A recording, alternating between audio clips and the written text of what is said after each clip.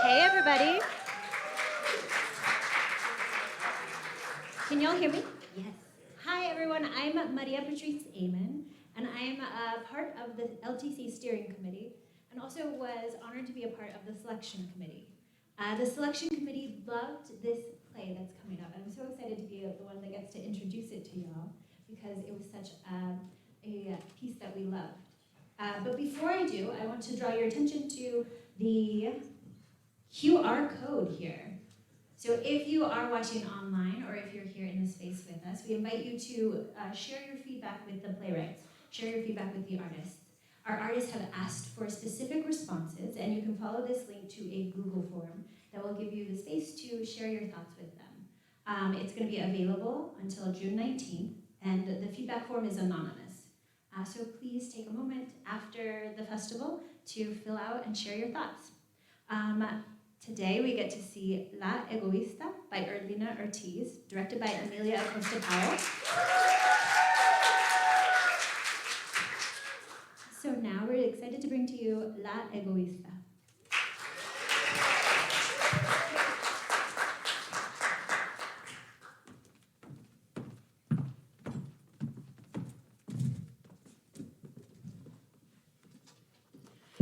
La Egoista, a new play by Erlina Ortiz, commissioned by Live and in Color. Josefina, big sister, Latina, early 30s, independent, funny, compassionate, and up-and-coming stand-up comic.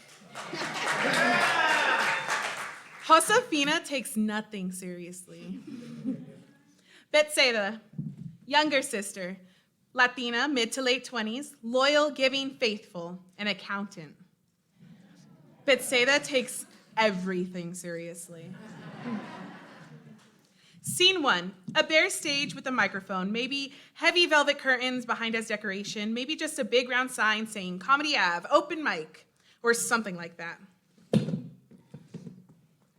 Ladies and gentlefolks, at this time, please turn off your cell phones and refrain from engaging in any flash photography. We have a very special guest tonight, a rising star, the one to watch for. She'll have a Netflix special any day now, just you wait. She is not only funny, smart, and unbelievably kind, but she also has a fabulous ass.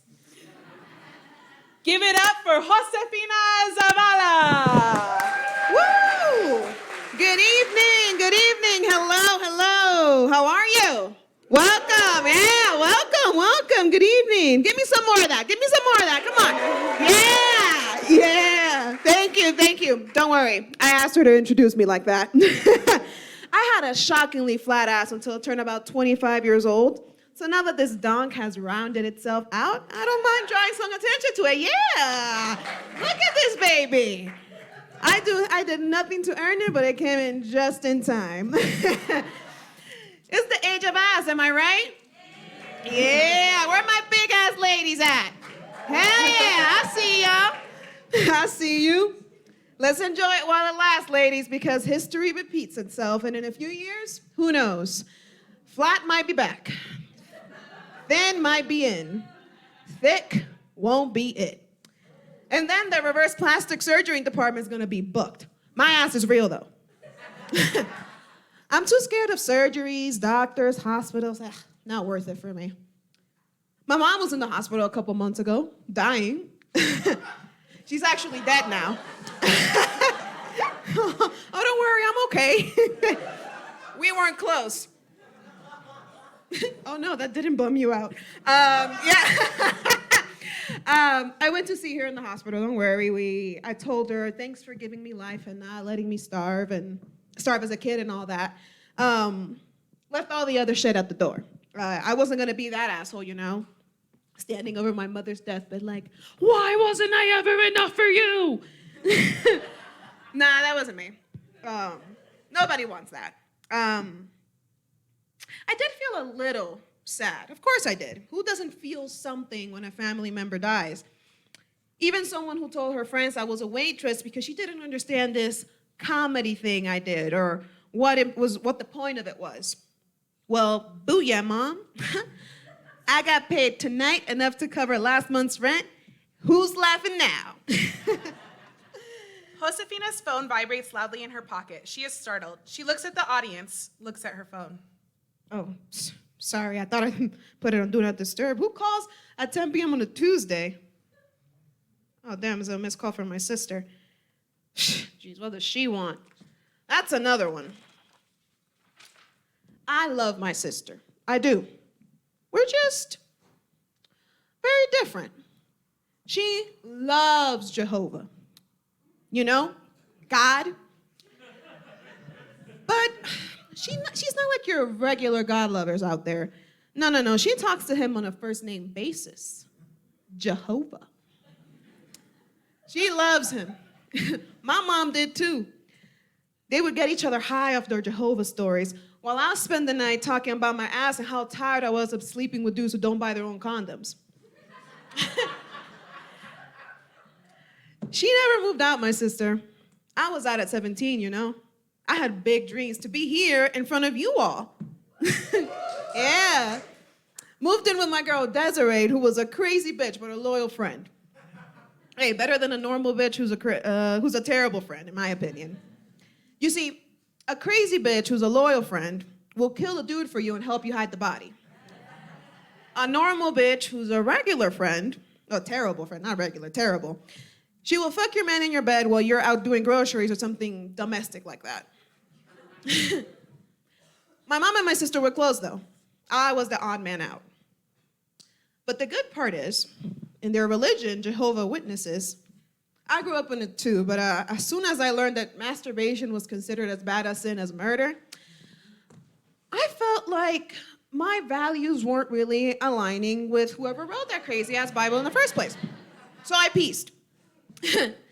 So the JWs believe that anyone who was doing a good job at being a JW, when they die, would be resurrected in paradise in the future when this earth was destroyed by dragons. Or something like that. It's been a little while since my Bible study. So I kept telling my sister, I don't know why she's so sad when she'll see mommy in paradise. If she really believed, she wouldn't really be sad. And she had the nerve to say, I'm sad because mommy won't get a chance to see you in paradise. And that cracked me up. Mommy didn't even like me that much. You think she's gonna be in paradise missing my stupid ass? There's something seriously wrong with you. How can you make jokes in a time like this? What else am I supposed to do? Her phone vibrates in her pocket again. It's oddly louder this time, persistent. Are you serious? This is such weird timing. It's her again. You think I'm conjuring her or something? Hey there, friend. Hey, I'm sorry. Can you hold this for me? It's on silent now.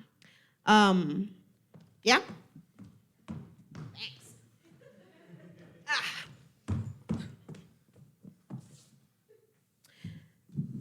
And some of you are saying, hey, you should call her back. Chill out. I'll call her after the show, okay? Where was I?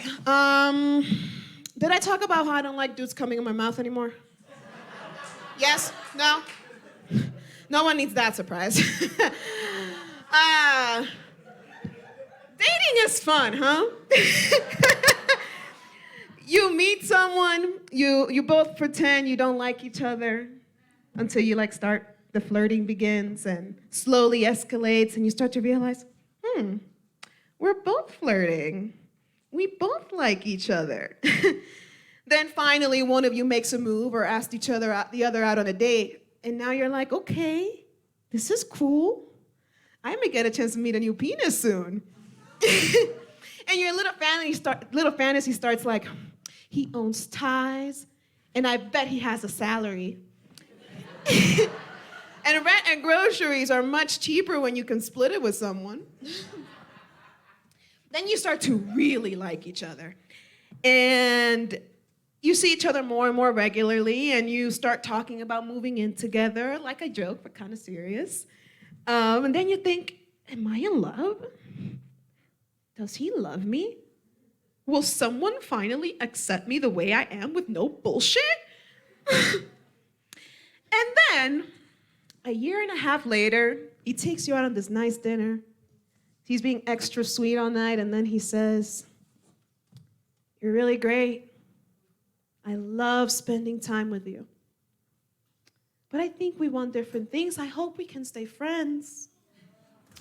Oh, doesn't it just warm your heart? So I had a breakup a couple months ago. Don't worry, I'm finally starting to get myself out there in the dating game. Strictly online dating. I don't believe in meeting someone organically in person. Blech. Absolutely not. Way too many variables there. Online dating is so much simpler. Your profile pic involves some kind of sports ball game. Left. You're not wearing any sleeves in any of your pictures. Left. You're a Latino guy wearing a MAGA hat. Left. You indicate something I said was humorous by typing out ha, space, ha, space, ha. Block and delete, because you're clearly a psychopath. See, these are things you can't necessarily pick up on when a guy offers to buy you a drink at a bar and you're already tipsy and horny. Oh, can you turn that upside down so I can see it? Actually, can you check if it says bet sis? Yeah? She never calls that much, especially back to back. What should I do? I got more ass jokes to tell y'all. Y'all want more ass jokes, right? Yeah. Wait, what was that? A text? From her? What does it say?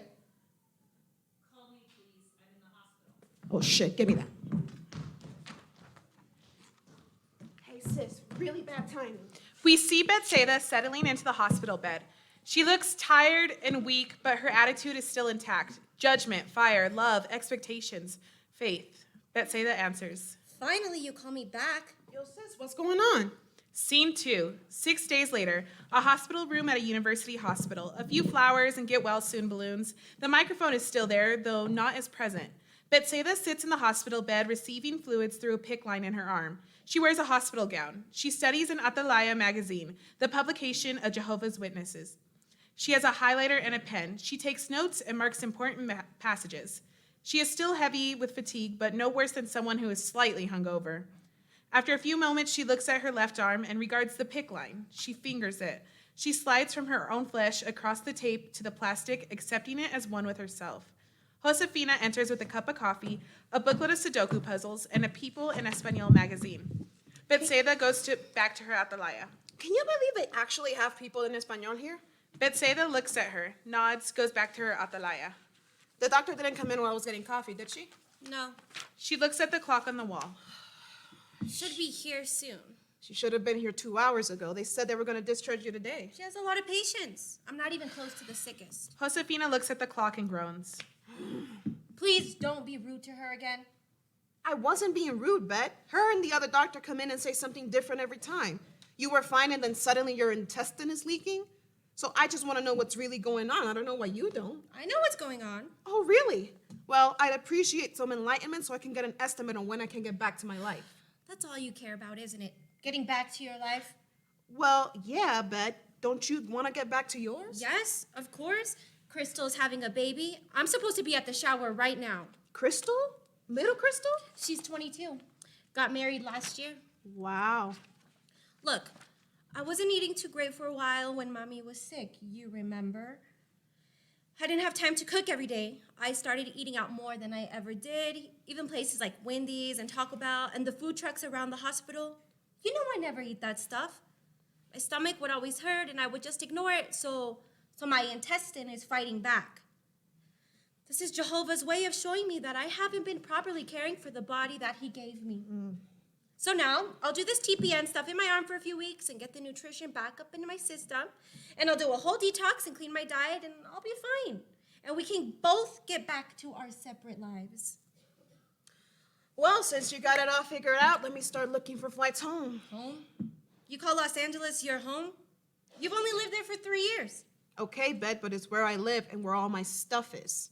That's home. Now there's a Hallmark card. Home. Where my stuff is. Josefina has a moment of true joy and love for her sister, and the history of the two of them laughing together inspires. Suddenly, Betsaida makes a face.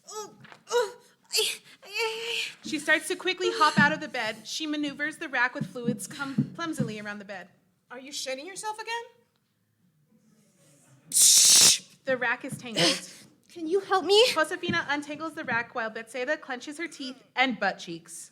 Finally, she is free. She runs into the adjacent bathroom. Josefina looks out at the audience. She smiles widely and goes to the microphone with command. Can you believe it? Of course she gets a shitting disease. Not even giving me a chance. Our human bodies are so weird. The more I know, the less I know, you know? The other day I sat down to take a piss and the smell of my vagina had changed. I'm serious. Anyone in here with a vagina knows what I'm talking about, and if you don't, you will. I know the smell of my own vagina, okay? And this was a stranger's vagina smell coming from in between my legs. No, you know what? It's worse than that, because here was the sequence of discoveries. 1.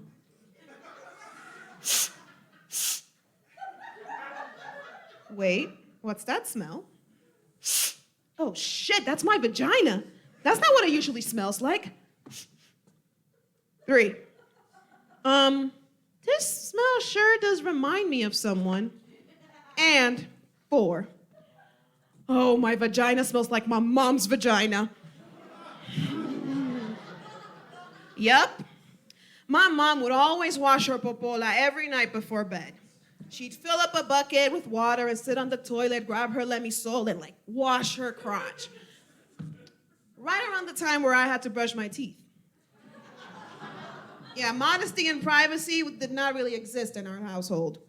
That is to say, I know very clearly the smell that wafts off my mother's vagina after a long day.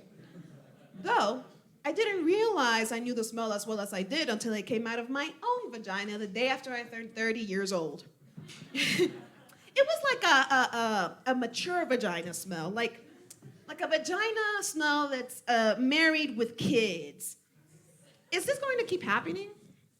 Is my body just going to keep turning into a grown woman's body, even as I stay 14 in my soul? Betsaida is home. She sits at a dining room table with many papers and forms in front of her. She has her PIC line hooked up and is receiving nutrition through her arm. Hold music plays from her phone on speaker. Are we just going to have more and more responsibilities and expectations as we get older until we die? Betsaida shifts through papers, frustrated and confused. The wait music from the phone continues softly throughout. They're saying my generation, the millennials, that we're the first generation that is actually worse off than our parents were. That might not fully apply because my mom came to this country in her 20s and worked low-paying jobs her whole life. So I am probably about as broke as she was at my age. Only difference is that she had 2 of us kids and a sick husband who left her with nothing. She worked as hard as she did for us. She was hoping on a return on investment. Betsaida holds her head in her hands and closes her eyes. She breathes fast and shallow. The hold music still plays. It seems to get louder and louder. Betsaida is asleep. Finally, the music clicks off. Hello, thank you for holding. Hello? Hello? Hi, yes. Wow, that was a long hold. Yes, no, it's okay, just wow. Okay, so I have a question because I thought the emergency room visits were covered, but I've got this crazy bill right now that just can't be right. Okay. Betsaida, Betsaida, Zabala, Zabala. Do you need that again? Yes, 1 second. She looks at one of the forms. She speaks extra clearly. 1457-16735. She waits. She listens. She starts to shake her head. But wait, that doesn't make any sense. My doctor said the procedure was necessary. How can you say that it isn't? Okay, but they didn't give me those options. What about the labs? How is that not covered? What? That's just ridiculous. Why would the lab services housed within the hospital where I'm being treated in network be out of network? I've been paying this insurance for 6 years, and now that I actually need it, you're telling me X, Y, and Z aren't covered? Well, I need to speak to someone about a waiver or an appeal or something because I am not paying this. Absolutely no one told me that it would be this much money, and if they did, I would have walked right out of that hospital. Yes, go ahead. I'll hold. Thank you. That's the secret most immigrant parents won't admit. They're busting their asses off for us kids because they want us to retire them early. Damn, my mom really got the short end of that stick. I was hoping I'd make it big before she died, you know? So I could be like, booyah, Mom. You didn't approve of my life choices, but here's your dream house and a fleet of private nurses. But nah, the most I could do for my mom was steal the smell of her vagina. Yes, this is Betsaida Zavala again, calling with account 1457-16735. I was told I would receive a call back, but I never did, and the number that I was able to previously access seems to be out of service or something, because it just keeps ringing and ringing. I'm supposed to be returning to work next week, so I won't be able to keep wasting time on this. No, I don't want to hold, but if that's my only option, then do what you need to do.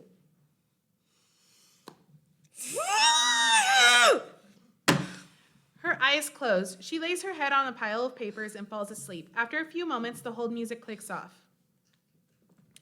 Hello, this is the billing department. How can I help you? Hello? Hello? Thank you, everyone. Thank you. This is my last night here, but I'll be at the Royal Crown next weekend for the Emerging Bitches Night. Tell your friends. Good night. Mwah! Josefina steps away from the mic. The atmosphere of performance fades away, and she is in her dressing room after the show. She shakes off the energy of the night. She looks at herself in the mirror. You know you're a bad bitch. You know that, right? She starts to take off her makeup and pack her bag, clean up the dressing room she's been in for a few days. Betsaida's phone rings. She gasps again and wakes up. Huh? What happened? What? My? Betsaida, you okay? You sound drunk. Joe, why are you calling me? Just checking on you. Everything going okay with everything? No, Josefina, everything is not going okay with everything. Did you already forget I was in the hospital last week? Obviously not. That's why I'm calling. Oh, okay. So, you feeling okay? Just tired. Like, really, really tired. I've never felt a tiredness like this before, Joe. It's like gravity is suddenly affecting me differently, and there's just paperwork in the hospital and the insurance and whatever. I'm not going to get into the whole thing, but they're saying I owe almost $6,000. What? Yes. How? Doesn't the bank provide like pretty good insurance? I thought so, but there's all these weird loopholes, and I don't know if I have the energy to fight it anymore. Oh, I needed an assistant or something. Mommy had me, but I don't have her. Don't you have a bunch of friends from church that could come by and offer a hand? Yes, los hermanos have brought food. Not that I can eat much, but they're on rotation to keep me company for a few days. Gloria comes in this morning. Jessica and her husband come in the afternoon, and sometimes other folks too. But I'm not going to ask them to help me call the insurance company. Why not? Because that's too much to ask. Well, if they're there, they might as well help you with what you actually need help with. Well, at least they are here. Yeah. Well, all right. Sorry you're dealing with all of this. Mm-hmm. I'll text you, okay? Sure. Bye. They hang up. Betsaida almost immediately lays her head back on the table and closes her eyes. Josefina keeps looking at her phone. Scene 3. Betsaida is in her cubicle at the bank. She looks frumpled and exhausted, like the weight of her head on her neck continues to double. The world is woozy around her. She types something, checks some paperwork. She lays her head against the edge of the cubicle. A puppet in the shape of a pastelito walks by. Betsaida startles. Hey, Betsy! Do you have those closing status reports yet that were supposed to be on my desk this morning? Oh, Peter. Yep, that's me. Sorry, well, I'm gonna have it by the end of the day, I promise. Just moving a little slower. But I'm catching up now. I'm not planning on taking my lunch. Okay, no problem. We're all heading to that new Latin restaurant after work today to celebrate Larvesta's birthday. You think you'll join? Oh, thanks for the invite, but no. I don't celebrate birthdays. I'm a Jehovah's Witness, remember? Oh, right. Well, alrighty then. Looking forward to those reports. Pastelito Peter shuffles away. Betsaida knocks her head against her cubicle wall again and groans. She holds her belly. She hops up and runs to the bathroom. Josefina sits in her apartment sipping a coffee, petting a sleeping cat, and typing on her computer. She types as she talks. She practices as she goes. She is in her ultimate comfort zone. I don't see myself as an especially paranoid person, but sometimes weird thoughts come into my head like, is this stove a ticking time bomb? I found out recently about death by carbon monoxide. I've been terrified ever since that something like that could happen to me in my sleep. Your stove could have a malfunction and start leaking carbon monoxide, and you'll be sleeping like la la la boom, dead. Like, why do we have these appliances that can kill us? Now, people want to put AI in there? For what? I gotta be polite to my stove now? Make sure it doesn't develop a consciousness like, you haven't cleaned me in 2 years, now I will poison you slowly. Beep boop, I will explode your house and kill you and your cat, you lonely bitch. How do you fight that? She pets the cat protectively. Betsaida is back at her cubicle. She sits weak and in pain. She wipes sweat from her head and from in between her breasts. She looks at the sweat unbelieving. She moans softly and leans her head against the cubicle wall, fighting back tears. Josefina keeps writing and typing. Apparently, there are smart toilets now, too. Really? Yeah. These toilets can measure the ingredients, measure the chemicals in your shit, in your poop, in your shit, and tell you if you got any diseases. I mean, it's not a bad idea, but if there's one appliance that will turn on us at even the suggestion of consciousness, it's the toilet. Something rings off stage. Josefina looks towards the sound. She talks to her sleeping cat. I'm supposed to ignore the phone right now. It's writing time. What do you think I should do, Mishu? Who could be calling at a time like this? It's either really good news or really bad news. Ugh.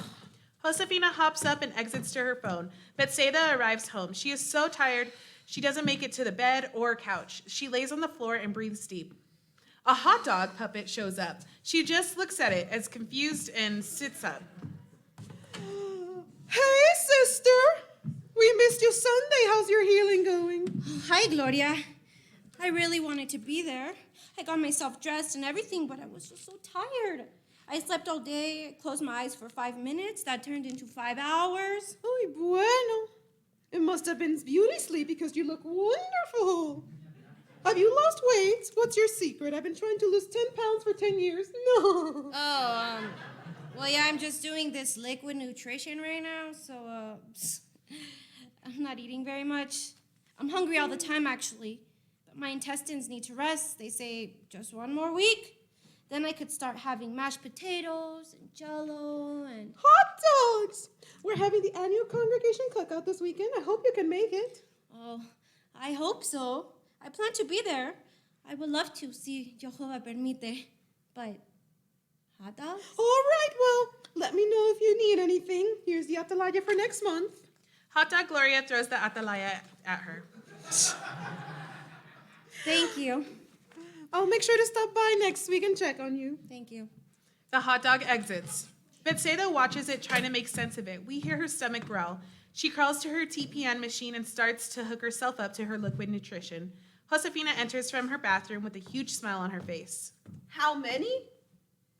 Wow, that's baller, really? Oh, Carlos, you have no idea what this means to me. You know, I was really like, if something doesn't take off soon, I don't know. No, this is okay, this is a good sign to keep going. The connections, exactly. That's the thing. I'm so glad I answered. I guess I should go celebrate. No, F that. I need to write. I gotta come up with a lot of new material. Okay, let me get back to work. Thanks so much for advocating for me. I'm so excited. All right, peace. It's finally happening, Mishu. I gotta book a flight and find someone to take care of your stinky ass. Oh, I can't believe I'm gonna be in the East Coast soon. She goes back to the couch and to her computer. Betsaida continues to sit on the floor and receive her TPN. Scene 4, the stage. The microphone waiting for Josefina. Friends of the revolution, put your hands together and give it up for Josefina Zavala. Yeah, thank you. Hello, good evening. Please clap and cheer for me more. I love it, I need it, I want more of it. Yeah. Oh, hello there. I'm insecure, I need your approval. Thank you. I really need this to go well, so please laugh even if I'm not funny. Thanks for having me tonight, all right? And it's Josefina, not Josefina, whoever made that announcement. Josefina. Not a fun name to have when you're in trouble and you have a Latina mom. Josefina! That sound travels for blacks, like a cat in heat. So many vowels. Josefina! I'd be at my friend's house 5 houses over. Like, oh shit. What did I do now? Did I leave a bunch of dishes in the sink? Yeah. Did I not perfectly stuff every bit of junk in my room, under my bed, and in the closets before cleaning my room and went to Desiree's house? Purr. Josefina! I'm sorry, Mommy. Your standards of cleanliness do not align with my values. I know I live in your house, but it's because it's illegal for me to live by myself. Josefina! I went by Joe for a while, too. My little sister still calls me that, Joe. Betsaida is there in almost exactly the same position as before, but she's made it onto her couch. TPN hooked up. The soft glow of the TV nearby. There are a few more atalayas around her. I wish they would have stuck with the H sound. Imagine having an official nickname of Ho. Hey, I'm Ho, and I'm a hoe. Crazy part is, Josefina actually means something deeply religious and profound. Do you want to know what it is? Yeah, all right. Be ready to have your minds blown. Josefina means, drum roll please. So, Jehovah increases. Jehovah increases. Do you know what that means? Because ever since I found out, I've been trying to figure it out. What I want to know exactly is, what is Jehovah increasing? To me, for me, he is increasing my credit card debt, my impatience for men my age, my love for cats. Maybe they found my name etched on an ancient tablet somewhere, Josefina. And next to it, with like a little equal sign, it said, Jehovah increases your booty. But the tablet broke off right between where it says increases and your booty, so we'll never know. That's what I think. Because my ass has a whole personality these days. Here's the thing. I think my asses know when you aren't fucking. And they shrink into sadness. Thank you. Yeah, I had a dry spell, okay? Just a little one. Couple of months. Okay, 15 months, 2 weeks, and 4 days, but who's counting? And the little booty I had just disintegrated. But don't worry, I got back on the horse. Horse sounds weird. I got back on dudes' dicks, and I was on a rampage. I was fucking whoever I saw. And I don't know if it was the cardio or like the weird hormonal reaction, but my ass was like, hey girl, you out here getting it. Let me give you some more cushion for that pushing. I tell you, my jeans stopped fitting. I had to start wearing dresses. It took me back to my church days. Betsaida's TPN machine starts to beep. She reaches to turn it off, but she has a hard time pulling herself up. Josefina hears the beeping. She looks towards Betsaida, worried. I'm sorry. She puts her microphone on its stand and exits to Betsaida's house. The machine keeps beeping. Josefina. Betsaida grabs a blanket from next to her on the couch and throws it over her shoulders, hiding her free-balling boobies. The one and only. What's that beeping? She flips on the lights, revealing the rough situation in front of her. Her eyes go wide. Whoa. What are you doing here? What's that beeping? Betsaida tries to reach out to turn off the beeping, but her legs fail her, and she falls back on the couch. Betsaida. Can you just press this blue button right there? Josefina makes her way over and locates the blue button and presses it. The beeping stops. She looks at her sister. Betsaida lays back on the couch, breathing deep and holding her belly. What are you doing here? Josefina sits next to her on the couch. I have a show in New York. I was gonna fly back, but I changed my flight to depart from Philly tomorrow because I thought since I wasn't too far, I could take the train in and make sure you're okay. Betsaida closes her eyes and lays back on the couch, breathing deep. Why are you breathing like that? I'm nauseous. It's the TPN. It always leaves me feeling all wobbly and ugh. How much longer do you have to keep taking that stuff? I'm supposed to be done this week. I have a follow-up on Wednesday and a few tests to see how things are healing. You look a little yellow. Are you in pain? No. Just a little bit. She wraps the blanket scarf more tightly around her. She winces in pain. Uh-huh. What hurts? My belly, my stomach, my back, my head. But it's the nausea, really. She starts to get worked up and lose her breath. I don't get a break from it. Even looking at my phone, it makes me spin, and I haven't eaten something I could chew in over a week. I'm out of sick days from taking care of mommy, but I can't be at work like this. And I keep dreaming about talking hot dogs. Oh, and Jesus Christ, you have a bucket or something somewhere? Betsaida points to a bucket not too far away. Josefina runs for it and puts it underneath Betsaida. She watches her with only slightly restrained horror.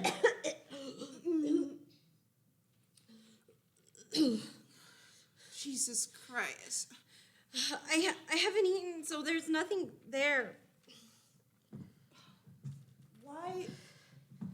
Why didn't you tell me it was this bad? You can't be by yourself like this. We need to go to the emergency room. This is nuts.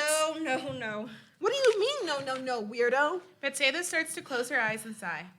I'm not going there. I have a follow-up this week. I'm going to owe almost $1,500 from the last ER visit, even after negotiating and waivers, and you have no idea. No, I don't. Betsaida is practically whispering at this point. The act of projecting her voice is too exhausting. I'd rather stay here for now. Josefina Okay. goes up to her and touches her forehead. You are burning up, Bet. You could have an infection raging or something. Where's the discharge papers? What does it say? Betsaida moans and grabs another nearby blanket, pulling it over her. It's so cold. No, it's not, Bet. Okay, enough. We're going to the emergency room. No, I don't want to. Dude, you have to. If you don't let me drive you, I'm calling an ambulance. No, Joe, that's too expensive. Please, I'm fine. I just need to sleep. You can sleep there, sis. There's a joke. Please, you don't look good. You aren't eating or drinking. You are freaking yellow. Please, let me take you so you can get the help that you need. I don't want to go there. I hate it there. But we have to go, right? You know you have to. I know. I'm sorry. Come on. She finds Betsaida's shoes and slips them on. Betsaida sniffles and stops her cries. I don't have a bra on. No one cares, Bet. She lets Josefina help her up. They exit together. Scene 5. Betsaida lies in the hospital bed. She is half asleep, totally spaced out. Josefina paces back and forth with her phone at her ear. Hey, Carlos, how's it going? Listen, I can't believe I'm saying this. I'm having a family emergency. My sister is sick in the hospital. I'm supposed to be hosting tonight at the Laugh Factory, but I missed my flight in Philly. Yeah, no, I know, but call around. You can find someone. There's plenty of... I know, okay? Don't you think I know that? But what am I supposed to do? She's really sick. She doesn't have anyone else, really. Oh, really? Okay, thanks. Nah, definitely. I won't miss that one. The machine next to Betsaida suddenly makes a squeaky pumping noise. Oh, here it comes. God, I'm jealous. Really? You're jealous of this? I'm jealous of the high-grade opiates that are about to start coursing through your system. Betsaida starts to smile and lay her head sideways. I don't even like the way it makes me feel. Liar. I'm serious. It's like squeezing my head. Why are you smiling, then? I don't know. I just don't care. It's no wonder people get addicted. I don't want these stupid drugs in me. Well, without them, you were moaning and screaming in pain. That seems like a million years ago. Not for me. Did I hear you're canceling work? Just giving them a heads up. It's not like they can't find another host. It's just one show. It's just hosting, too. I only get like 3 jokes, and then I have to introduce whoever's actually on the lineup. So no big deal.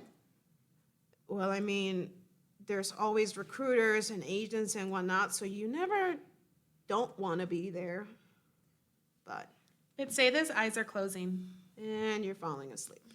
It's the medicine. And I barely slept last night. There was someone yelling down the hall, and just as you start to fall asleep, the machine starts to beep, or somebody else is nearby.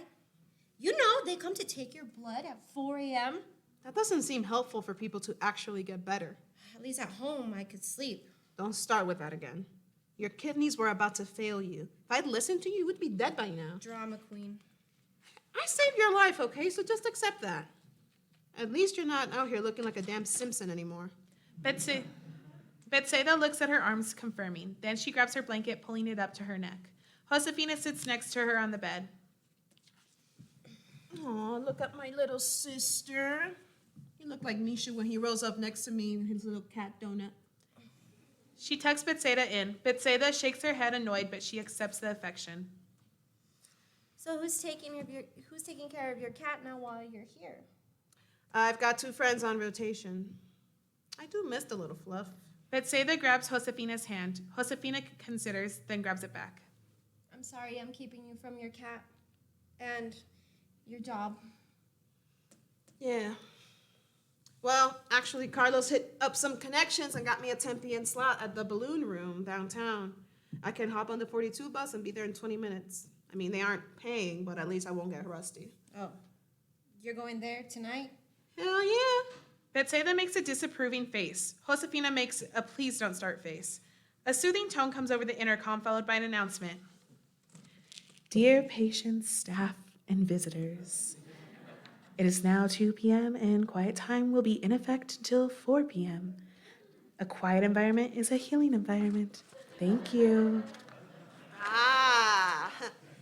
Okay, perfect timing for a nap. Betsaida's eyes are already closed.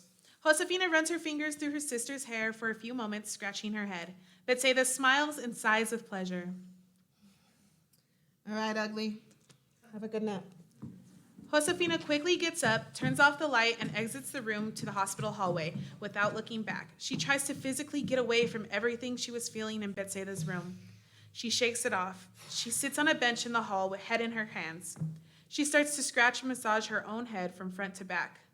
A doctor is coming down the hall. He looks at a chart. He is also the puppet of a cat that looks a lot like Josefina's cat.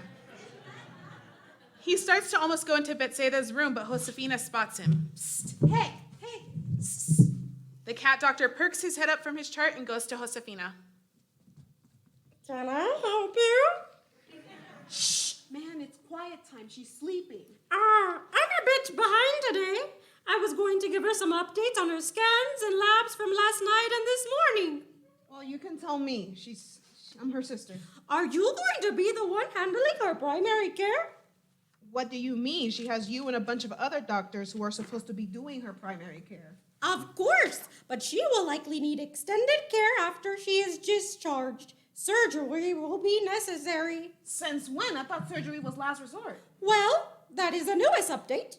Based on the scans and blood work, the perforation is too deep.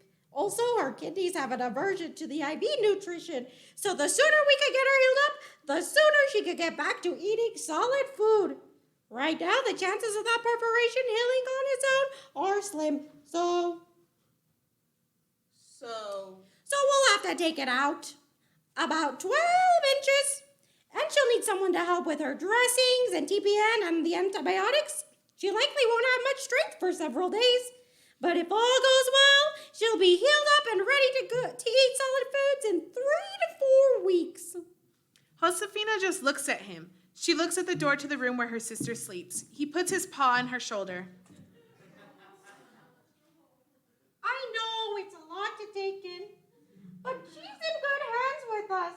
And I can tell with you too. He rubs her shoulder and walks away. She looks at the microphone and goes to it. Scene 6. On stage, Josefina and her microphone and her audience. Her energy is slightly off. She looks at her phone to remember the next bit. So let's see. I just came from the hospital. Don't worry, I'm all right. Besides an insatiable desire for approval, I'm making it by okay. No, it's my sister. She's healing. That's what hospitals are supposed to do, right? That's what we've been told all our lives by popular media. There's a joke. If hospitals were made for healing, you wouldn't have to wear this itchy gown that leaves your ass hanging out like you're a confused toddler. She's gonna need surgery and someone to help her recover from said surgery. Guess who everyone expects that someone to be? Not a caretaker, okay? I'm not like a naturally giving person. I'm okay with admitting that. Plus, I have a mission: to tell jokes to slightly offend people while making them laugh. Wiping my grown sister's ass was not a part of that equation. And she's religious too, so she'll start sharing Bible texts with me, and then I have like shit on my hands and in my ears. Some of you are trying to figure that one out. Some of you are like, I like the Bible and I'm offended. Woo, thank you. helping me fulfill my passion. I grew up in a pretty religious family, actually, like very religious. Our whole lives were governed by a very specific and often nonsensical set of rules. Like, we weren't allowed to celebrate birthdays, right? That's one of the rules. Yeah, no birthdays. Not for yourself, not your friend's birthday. You know what that's like for a kid? No birthday party, no birthday presents, no special day for you. It's humbling is what it is. You learn early on, I am not special. For a while I believed it though, you know? I did. Up until I was like 12 or 13. You get some Bible text thrown at you and a narrative around it about what it means and why it's important, and that Jehovah himself, the creator of all things, wants you to follow these rules, and all these silly people don't know the truth. It's intoxicating. You know what that's like? Really believing in something? Man, I miss it. I do. I'm jealous. I'm jealous of the sureness of it. I think that's why people fall for conspiracy theories, right? There's something comforting in convincing yourself that of course I'm right, and I and only a special group of people know the truth. That's basically all organized religion, right? A conspiracy theory. Powerful, obscure forces that are in charge of what happens, and if we don't unveil the truth, we're all doomed. That's dark, man. It's attractive though, no? We like the mysterious. We like the darkness. That's why I'm always attracted to Scorpios. Any Scorpios in here tonight? That's October 23rd through November 21st. Any Scorpios? Not a Scorpio in the crowd? Oh, okay, there you go. Yeah, you see, hi there. I know you're bad for me, but I still want you. This working for you? She walks from the stage to the bathroom adjacent to Betsaida's hospital room. The microphone stays. Betsaida lies in a slightly reclined bed. She looks mostly fine, except for a paleness, a tiredness to her energy, a slowness to her speaking. She reads some paperwork. Josefina speaks off in her usual stream of consciousness. We hear water running. Can you believe the act of being a human adult is so strenuous that we created a verb for it? Adulting. I guess mommy would have called it oficios, diligencias. Josefina enters from the bathroom with the bedpan in her hand. She hangs it in its spot. But it's more than that, isn't it? Adulting is not just the menial chores and errands to keep everyday life going. There's like another layer. So I got curious about this and I Googled it. You want to know some examples of adulting I found? Betsaida looks at her. 1, planning your activities around the weather. 2, getting your own toilet paper. And it doesn't count if you stole it from a public toilet. Not that I ever did that. 3, taking multivitamins and eating your vegetables. Definitely failing that one. And the big one, scheduling your own doctor's appointments. Not as simple as you might imagine. Nope. Here, maybe you can make sense of this. She hands Josefina the paperwork. This makes my brain hurt. I know. Me too. Josefina skims the paperwork, shakes it around in her hand distractedly. She puts it down and grabs the Sudoku puzzle book. Your nurse seemed nice today. Oh, smiley. The nurses are the only good part about this experience. Oh, What? I feel like I have to Pee again? use the bathroom. Oh, you got a shit? On it. Don't say shit. Okay, do you feel like you have to, or like, do you actually have to? Well, if I could tell that, then Do you want to try walking? I can help you up. I've been working out. just get the thing.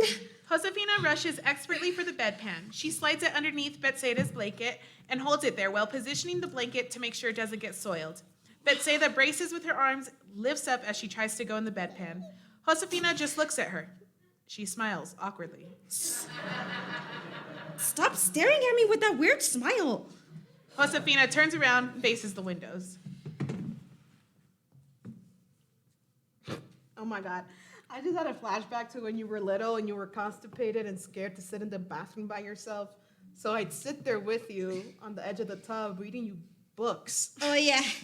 You'd make all the voices and talk to me with your shirt puppet thing. Cha-cha. Cha-cha. Betsaida shakes her head and smiles, remembering. She closes her eyes, trying to concentrate on doing her business. Josefina taps her foot. Well, I can't sit here in silence. Why don't you tell me a joke? You're not supposed to ask comedians to do that. It's cliche. So, you don't have any jokes? Oh, but apparently you do. Yeah, I'm funny sometimes. You're calling yourself a comedian now. Officially? Officially paying my bills telling jokes, so I'm gonna claim it. That makes you happy? Yes, paying my bills on time, as boring as it sounds, makes me very happy. Paying my bills with the money I earn doing something I love makes me even happier. That's good. So then, a joke? Okay, so I just turned 30, right? Yeah. You don't have to answer, it's a monologue. So I've been thinking about what my wardrobe is gonna be in my 30s because I can't bring my 20-year-old clothes into my 30s, right? Gotta dress for the job I want or whatever. I'm very affected by the clothes I wear. When I wear a dress, I feel like a princess and like I wanna spin around and giggle. When I wear a nice blazer, I feel like the President of the United States and I trust my own opinion more. When I go to the club with my girls and I'm wearing a mini skirt, I feel like a little slut. Yeah. Takes me back to sophomore year of college when my roommate dropped out and I had the dorm to myself. Whew, yeah. Man, that twin bed saw a lot of action. Highly recommend, at least at some point in your life, to live by yourself if you can. You will learn to love your own company. Or you'll get a cat. You tell this to people? Yeah, well, lots of people, crowds. The point is to be honest and relatable. But you're telling strangers you slept with a bunch of men? How will you ever get married with that kind of information out there? How will I? I'm not worried about getting married. I'm not even dating. Why not? Kind of busy with other stuff right now. I just can't believe you're shitting the bed right now. It must be freeing. Sometimes I shit right out my window at everyone passing by. People make jokes 'cause they don't understand me. They just don't see my shit side. Sometimes I shit on babies. Inside it drives me crazy. My inner something. My inner enemies Could eat me alive.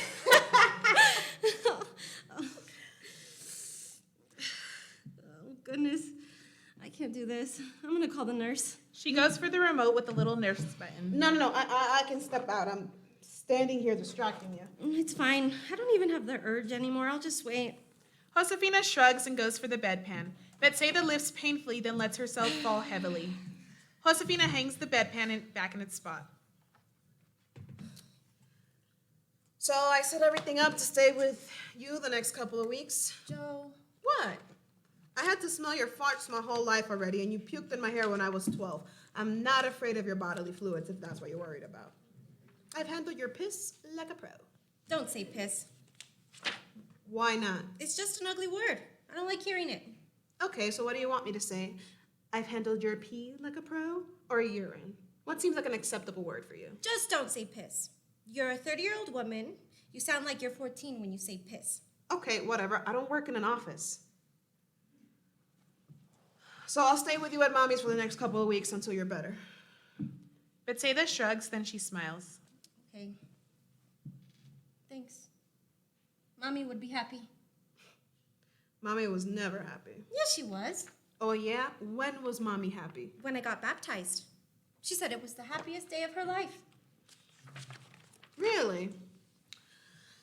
Well, if it was a happy week for me too. If I remember correctly, that was the same week I pieced out of that house. Betsaida makes a hurt face, then ignores her. She grabs an atalaya or a despertar to study. Josefina looks out and notices the microphone and the audience again. She gets up and goes to her microphone. Scene 7. Josefina's on stage. Something about it feels off, though. She is further away. The lighting is off. Maybe there's smoke or an echo. I decided I should probably start going to the doctors and stuff. I figure now that I can almost afford health insurance, I should get on that. I need a PCP, huh? Who here has a PCP? PCP? Well, good for you. 3 points. 2 points if you remember their name. Bonus points if your kids now have the same PCP as you. That's some American dream type shit right there. Who in here doesn't know what a PCP is? Yeah, those are my people.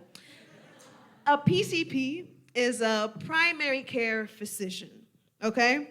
Like, that's your main doctor you're supposed to see every year who keeps track of your overall health and whatnot. Your PCP is also the one to refer you to other doctors or specialists when a specific part of your body is fucking up. Okay, your stomach hurts, you call the gastroenterologist. If your bones hurt, you call the rheumatologist. Why aren't you taking notes? This is important information. I'm not talking just to talk. If your skin is giving you more trouble than it's worth, call a dermatologist.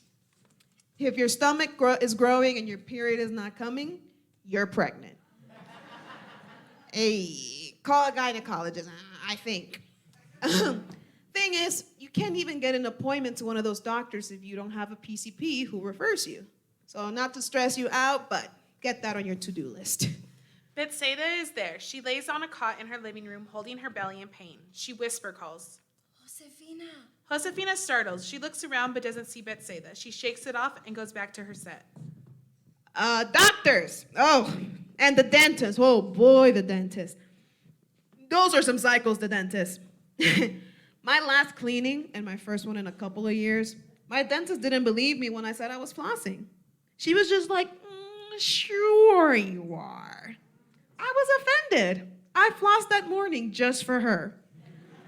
Now I'm all about it, though, because I crave approval. I'm one of those adults who didn't get enough love as a kid, so now I look for it in all the wrong places, like the dentist. I'm going to show up to the next appointment and get so much praise. I don't know why they don't offer prizes, for adults. Like, kids get cool shit when they go to the dentist. All they get is a toothbrush and a tiny Colgate. Kids get like a bouncy ball, slinkies, and stickers. If my dentist told me I was gonna get a fidget spinner and a couple lotto tickets, I'd be flossing my teeth. Might be motivated to floss my teeth, Maybe a tiny vibrator and a set of Sudoku puzzles. I'm a simple woman. Josefina! She finally notices Betsaida. Oh my goodness. Josefina immediately turns back and goes to her sister. The What microphone happened? stays. Look at this. She pulls out some gauze from the wound in her belly. It is bright red. It's bleeding again. Wait, what happened? Were you moving too much? I don't know. I don't know. It shouldn't be bleeding like that anymore. Let me call the hospital. She pulls out her phone and walks from one side of the bed to another. She stops at her microphone for only a second, looks at the audience pleadingly, then goes back to the phone. Yes, go ahead. Okay. She is back at Betsaida's side. She looks at the wound. Betsaida has her eyes closed, looking away from the disaster area. Where are the little gauze strips and the little stick? Betsaida peeks and finds the materials and gives it to Josefina without looking at her own belly. Okay. She says first, make sure there isn't any gauze left in there. Nope, just flesh. I don't see anything. Ay, Jehovah, ayúdame. Then we gotta tighten up these tight strips. Oh, go ahead. Josefina starts to pack the gauze using the little stick. Oh, careful. It's okay, I'm being gentle. Just breathe. She puts down the phone. Betsaida takes deep breaths, trying to control her panic. Josefina finishes. She stands up with bloody gauze in her hands. She goes to the microphone. She tries to grab it, but she can't with all the gauze in her hands.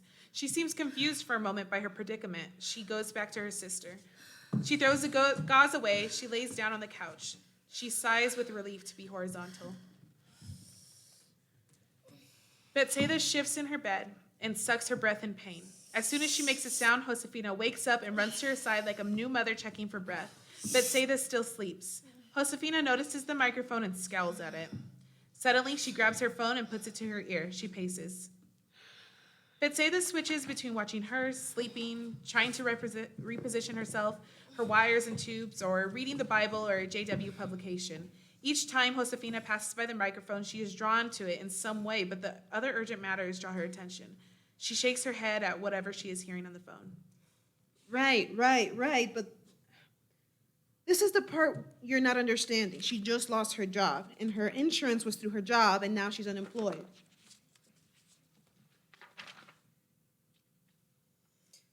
I wish I could eat something. I wish I could have some of Mommy's sancocho. I know she wouldn't have qualified with her previous income, but now her income is zero. And she still has a lot of doctor visits and specialists and follow-up scheduled. Josefina walks off talking. Betsaida listens to her congregation meeting live on her phone. Listen, obey, and be blessed. From Sing Out Joyfully to Jehovah is finishing its last stanza. Betsaida sings along softly. If we obey as God's own sons and daughters, we'll all be blessed and enjoy endless lives.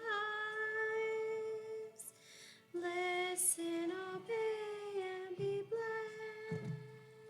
Josefina walks in still on the phone. She's supposed to be seeing a specialist for her follow-up care, but the only specialist her new insurance takes doesn't have an appointment for 6 months. When you hear God's will expressed, if you be happy and enter his rest. She can't keep sitting around getting worse until she sees a specialist. There's got to be a way to get her in earlier, and there's got to be a way to access another specialist. This does not make any sense. Listen, obey, and be blessed. Josefina hangs up the phone. She looks at Betsaida, frustrated and annoyed. She goes to the microphone. She almost grabs it to speak, then she remembers. She makes another circle, and on her return, she has a bowl of broth. Betsaida pulls herself up, and Josefina gently gives her the broth. I know it won't be the same as Mommy's, and I had to strain out all the solids, but It smells so good. yeah, hopefully it's better than Campbell's. Betsaida takes a sip. Wow.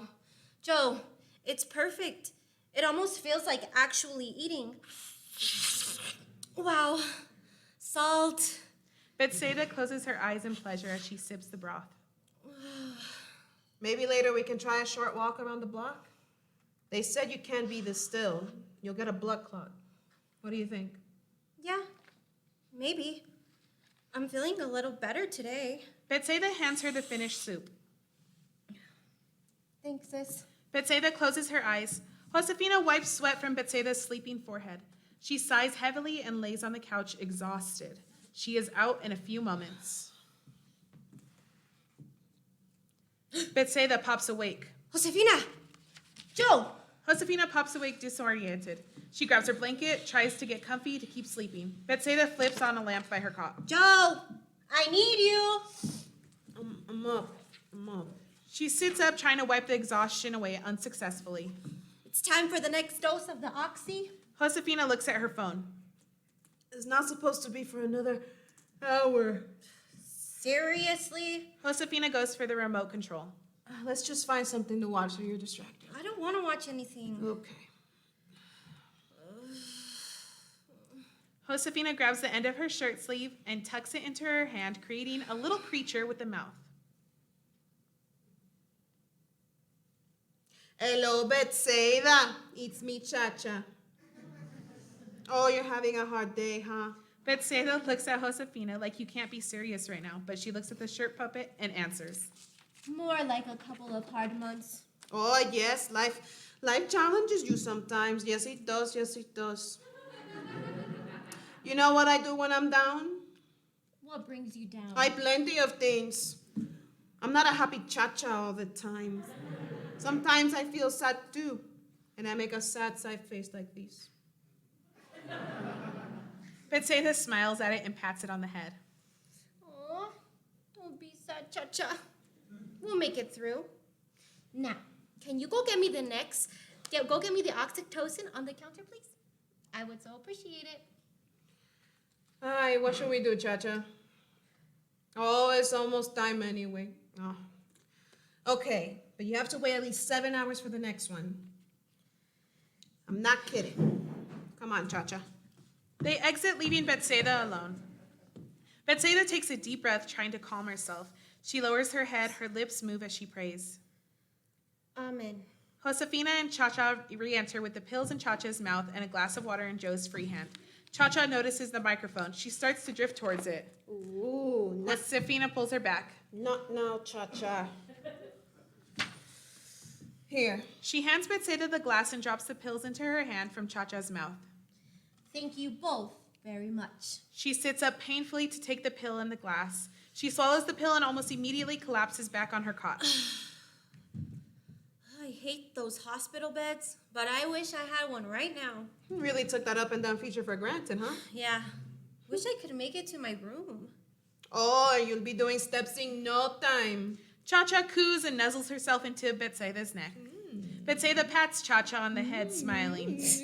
Then Cha-Cha suddenly flips and growls and pretends to bite. Stop. I can't laugh, it hurts. Please, ow. I need too many stomach muscles to laugh. Oh, no, I'm so sorry. Sometimes I just want to bite. Cha-Cha turns on Josefina and she pretends to bite herself with the shirt puppet. Oh, no, she turned at me. All right, enough. Oh, but I never got to tell you what I do on hard days. Okay. What do you do on hard days, Cha-Cha? I sing a song. Joe, please don't start singing in that voice. La la la la la la la la. Life goes on. Ding ding ding. La la la la la la la la. Sometimes long. Ding ding ding. Sometimes life really sucks. Sometimes it's cool. That's my whole song. That's creepy. Josefina kisses Cha-Cha, then pulls the sleeve from her hand, killing Cha-Cha. Bye, Cha-Cha. I'm glad I can still make you laugh. You always made Mommy laugh, too. Yeah. But Mommy would chase me around the house trying to smack me with the chancleta after I broke some dumb rule. Josefina runs around Betsaida, pretending to duck and jump around invisible obstacles. And you start pretending you were in the Matrix. And she was an agent. She would forget why she was mad and just start laughing at you. Josefina jumps and kicks. Betsaida shakes her head at her amused. Oh, I should tell that story on my set. Do you talk about me in your comedy? Josefina looks away. Not really. Maybe I'll go see you sometime. When you start performing again? Josefina shrugs. She lays on the couch. Yeah. I'm beat, Bet. Go to sleep. You okay? I'm okay. Okay. Betsaida watches her. Scene 8. Time passes. Josefina still sleeps on the couch. Betsaida sleeps on the cot. After a moment, Betsaida pulls herself up heavily. She checks to make sure Josefina is still passed out. She slips on her shoes, grabs her phone, and exits to the kitchen. After a few moments, the cat puppet enters. This time, it is not the doctor. It is Josefina's actual cat, Mishu. Josefina! What? Huh? Oh my God. Oh, Mishu, what are you doing here? She goes to rub his neck and he swipes at her, hissing. What? Don't touch me, mujer. ¿Tú has perdido la mente? What are you doing? Where have you been? You left me behind like a piece of trash. Oh, Mishu, I'm so sorry, baby. I didn't think it would be this long either. You don't even smell right. Dame la mano. She gives him her hand. Your hand smells disgusting. Like metal and chemicals. You smell like underneath a sink. My scent has completely gone from you. You might as well be a stranger. No, baby, I'm sorry. I'll be home soon. When? What happened to our dreams, Josefina? What happened to making it big and finally moving to a place where I had a backyard? When am I going to feel grass on my paws? ¿Cuándo? I'm already 9 years old. I'll be viejito soon, and I won't know what it's like to fall asleep under the sun in my private home without some puta neighbor cat trying to start a fight. I'll get back in the game soon, Mishu, okay? Soon? Que soon ni soon? When? Give me a day. You sound just like Carlos. Bueno, Carlos has fought for you every step of your career. And right when he can finally get a return on his investment, you stop accepting gigs? You stop showing up? What about the big Chicago job? You told him you had to think about it? You won't get another opportunity like this one, Josefina, te digo. I don't tell me that, I know, but she needs me. She said she was feeling better today. She says that every day. Hi, Josefina. If you don't stop and look at your life, 10 years will pass by and this is exactly what you'll still be doing. And I'll be dead. I'll be dead and I'll never know what it's like to take poo-poo in real dirt. He puts his nose up at her. Maybe I'll go live with Stephanie. Oh, you like Stephanie? Oh, see. She knows where I like my ears rubbed and she isn't afraid to do it hard. But Diana only adds food and water. She doesn't even pat my butt. Well, Diana's not a cat person. Come home. As soon as Betsaida gets better, and then she's able to take care of herself. Bueno, she's in the kitchen right now eating un montón de galletitas. What? Josefina hops up. She is disoriented. She looks for the microphone. It is there, but she can barely see it. Betsaida is there. She has a sleeve of saltine crackers in her hand. Something plays on her phone. Saltines? Saltines! Josefina snatches the saltines out of her hand and smacks Betsaida on the head with them. Ow! Ow! Ow! This is ow! I needed to chew. Did you forget you're a sick person? She throws the saltines in the trash. No, you're a sick person. Huh? You mock us. Me, Mommy, our family, that's how you make your money? What are you talking about? Betsaida raises the volume on her phone.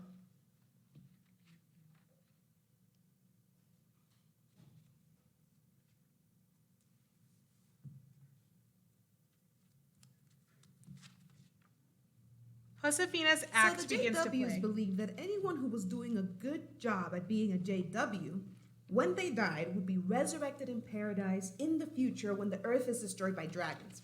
Or something. It's been a while since my Bible study. Oh no, wait. So, I Where kept are telling you my watching sister, that? I don't know why she's so sad when she'll see Mommy in paradise.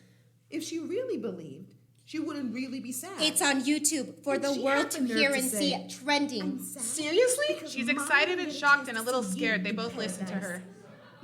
her. That cracked me up. Mommy didn't even like me that much. You think she's gonna be in paradise missing my stupid ass? There's something wrong with you. How can you make jokes at a time like this? What else am I That's what I supposed to do? sound like to you? She rewinds it. I'm sad because Mommy won't get a chance to see you in paradise. And that cracked me up. Mommy didn't even like me that much. You think she's gonna be in paradise missing my stupid ass? There's something wrong with you. How can you make jokes at a time like this? She stops the video. How can you be so hateful and disrespectful? To me? To Mommy? Who isn't even alive to defend herself? Well, I didn't think you'd ever hear it. And she never did. There really is something wrong with you. Well, if there is, guess who made me that way? Jehovah. If that's what you believe, then he made me in his likeness. I am God. She suddenly notices a suitcase-like bag that wasn't there before. Betsaida's atalayas and her Bible are in there. She marches to it and points accusingly. What is your preaching bag doing here? Betsaida is caught but defiant. I went early this morning while you were sleeping, and I'm going again tomorrow. Now that I don't have my job, it's kind of nice, actually. I can go preaching every day if I want to. Oh, that's great. You can go preaching every day, and I'll just hang out here, making your broth, cleaning your wounds, and letting my life go to shit. Don't say shit. And why am I taking this recovery more seriously than you are? Stop treating me like I'm a sad, sick person.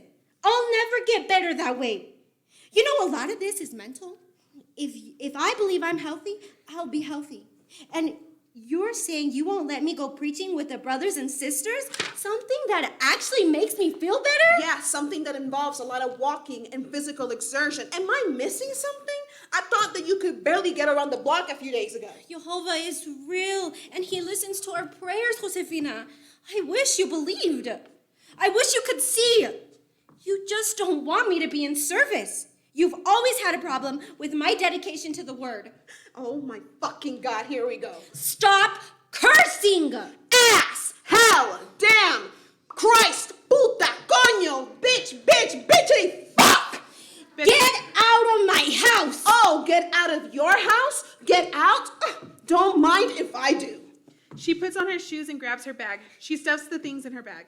You know, maybe I'll crash a hotel a few days, or maybe I'll meet some random guy and get some action and a free bed. Whatever works for you! See, ya wouldn't want to be ya. She stomps out. Betsaida fumes. After a few moments, she goes to the trash and angrily pulls out the saltines. She checks them for contamination. She pulls out one of the sleeves and houses it with a vengeance. Scene 9. Time passes. Betsaida no longer has the pick line. She finishes another cracker. She looks at the now empty sleeves, suddenly worried and guilty. She goes to toss it back in the trash can, but when she opens the can, Hot Dog Gloria pops out.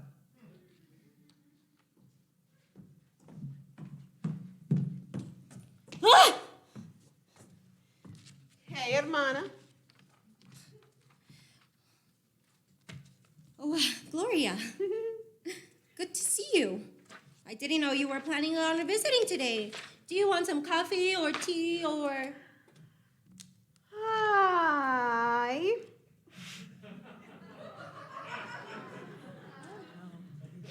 Oh no, I was just preaching in the neighborhood and thought I'd stop by and say hi. Ay, whoa. ¿Qué pasó en esta cocina? I know. If your mommy were alive, she would have a heart attack. Whew. Oh, my sister was here. Remember Josefina? Oh, goodness. Couldn't forget her if I tried. She was helping me. She's not the best at cleaning up after herself. And I was so sick. But I feel better now that Jehovah has heard my prayers. Ay, qué maravilla. And my prayers to the whole congregation. I miss everyone so much. Listening on the phone isn't quite the same. Crystal's baby's gotten so fat.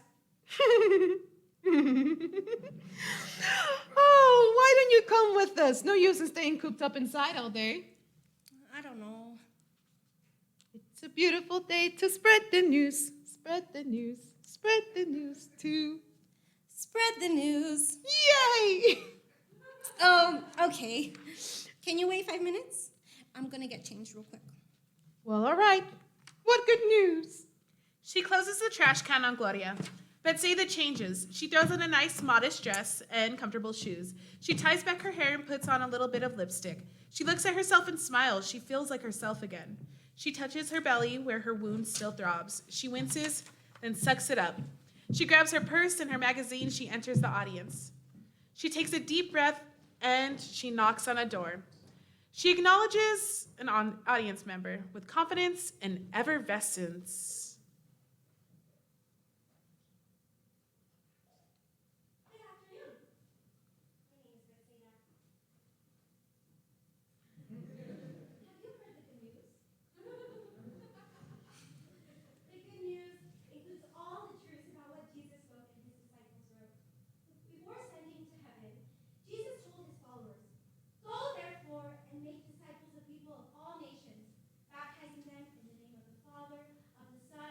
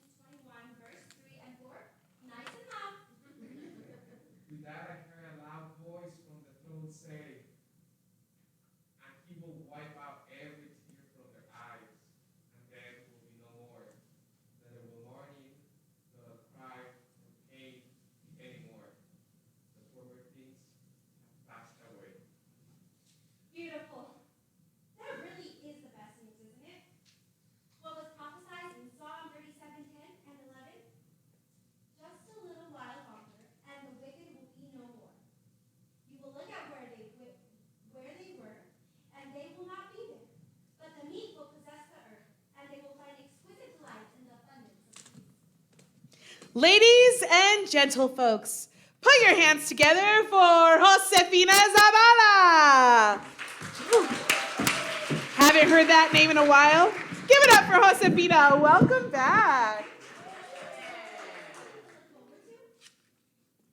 Josefina hops onto the stage full of life and excitement. Betsaida is in her own world. Thank you, thank you. It has been a while.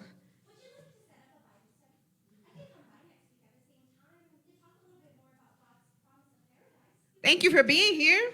Wow, how are you doing tonight?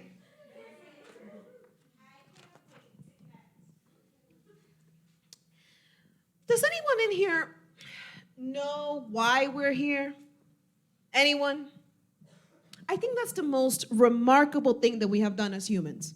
The fact that we don't have a fucking clue what we're doing or why we're here, and yet we keep bumbling around trying to fucking eat. I spent a lot of time in the hospital lately. Don't worry, I'm okay. My sister's been sick. Yeah, she's got a bunch of health issues, and she had to have like a major surgery. I had to help her, recover. I was like her caretaker. I got pretty good at it too, not gonna lie. There's something freeing in just letting yourself give everything to take care of someone. You feel a little bit like a superhero, like Spider-Man. He never really liked being a superhero, did he? So yeah, my sister's been sick, and it was a bummer. The best part is our mother just died. Oh, no way. Relax, guys. It's okay. You're gonna be okay. So a month before my sister got sick, our mother had died, which was a whole another story. I hadn't been home since I moved to LA, and helping my anal retentive sister plan a funeral from another city took years off my life. But more of hers, apparently, because she ended up in the hospital. She's like the religious type. So I guess she was kind of hoping God would take the pain away and she'd be fine, but turns out God can't prescribe opioids or remove the piece of your intestine that is poisoning you. You need a doctor or a surgeon for that one. But I love her though, I do. She's a good, pure person, a good person. She's one of those people who can't read sarcasm, She's incredibly naive. We were driving to the hospital one day, and, one day recently for your good old routine visit to the emergency room, and there was a lot of traffic. And she's like, gosh, I hope we don't hit every red light too. And I said, with a completely straight face, no, we won't. There's this new app that connects with the traffic department, and it changes the lights to green when there's a medical emergency en route. And she said, wow, this technology is getting crazy. That's pretty useful, though. Can you believe that shit? The best part was that we had no red lights the whole way there, so she never figured out I was lying. I knew it was probably not true, but I could see that she was enjoying thinking that she had tricked me, so... We're close in age, We could have been best friends, but something got in the way of that. We were on the same page for like 2 years. When I was 8 and she was like 5. Papi had died by then, and Mommy was working all the time. When I came home from school at 3:20, my mom would leave my sister in my hands and I'd take the 4 to 12 shift. We traded her off. Those were a fun couple of years, just me making peanut butter and jelly sandwiches with Doritos for dinner.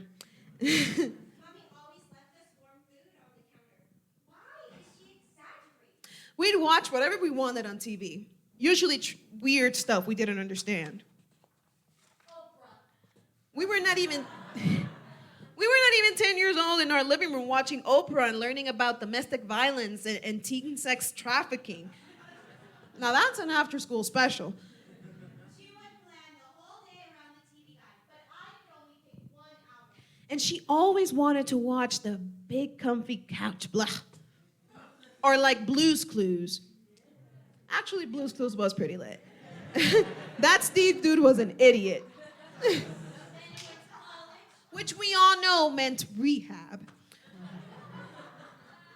When we get tired of the TV, I'd put on some elaborate puppet shows with whatever I could find around the house. She was my first audience. We end the day sleeping in a pile like kittens. Anyway, those were the good times. Every day I kept my sister alive. I felt like I had accomplished something important. Then our mom would come home, and she'd always be pissed as soon as she walked through the door. Y este desorden. What is this mess? And because I was the oldest, right? I was 8 years old after all. Hello, practically an adult. I should have the executive function to clean up after my and my 5-year-old sister's messes, right? That's the reasonable request for a child. She can't be mad at my mommy. We don't know what it must have been like for her to suddenly have to take care of 2 little girls on her own. Doesn't it blow your mind how 2 people can come out of the same vagina and be so different? She would come to school like, Mommy, I have homework and I'm going to finish it now. And I wouldn't even bring my backpack with me. When it was time for Saturday chores, she was up early with Mommy doing the laundry, going grocery shopping, and I was always out with my friends, rolling up my shorts and like stalking boys. When the folks from Bible study would come around, she would run to the door and offer coffee and snacks, and I would hide upstairs and pretend I had period cramps. Those people probably thought I always had my period. She remembers things differently than I do. She'll say something like, remember that assembly where we played dominoes and had a picnic with Mommy and it was so fun? I'd be like, you mean the one where I got yelled at for ripping my stockings and falling asleep during service? That happy memory? Betsaida stands up looking at Josefina with a new understanding. Josefina continues delivering her monologue, but it is directed towards Betsaida. 27 years old and never moved out. Josefina shakes her head in horror. She was there for her mom on the last days, too. She bathed her, she cleaned her shit, she rubbed her feet, she dealt with her rage, you know? Because Mommy was mad about dying. We thought she would live. She wouldn't admit it. She was like, si Jehová permite. Jehovah has the plan. But she really unleashed her anger on my sister, and Betsaida would just take it like a champ. Never snapping back. Always loyal. Dutiful. She always had a big heart. God, she's so fucking annoying. People like that, don't they just drive you nuts, right? Ugh. Oh, nah. I got out when I was 17, and I never looked back. Yeah, you did. Betsaida exits. Some people can't handle the truth. That's why you aren't supposed to talk about religion and politics. That's why we stick to talking about things like the weather.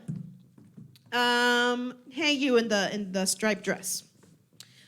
What do you think the purpose and meaning of life is? Yeah, you. Love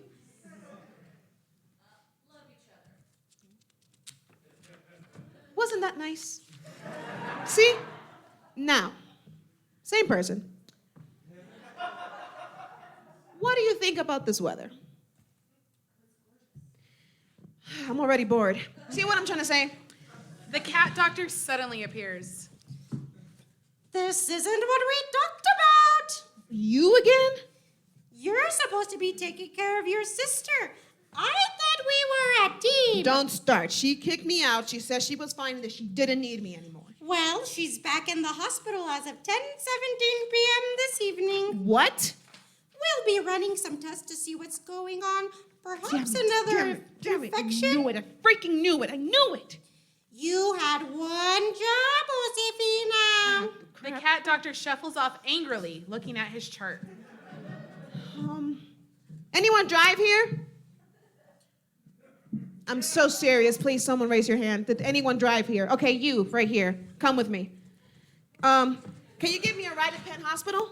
Yes. I have to get there now. Okay? Thank you. Scene 10. An empty hospital room. Smaller than the ones before. Watch your step. No balloons or flowers and get well cards. Josefina comes running in with the audience member. They both have their visitor stickers. Bet, where is she? Josefina's phone rings. She looks at it, so stressed. Oh my God, it's my manager again. I told him I would take this amazing gig in Chicago, and look where I am. Can you, see if there's a nurse around or something? Sure. Right here. We're right over here. Betsaida enters from the bathroom. She holds onto a rack of fluids and antibiotics again, but she seems like she could fall over at any moment. Josefina immediately ignores the call and puts her phone away. Bet, what happened? Nothing. Was it the saltines? Was it the goddamn saltines? Betsaida starts to crumple over.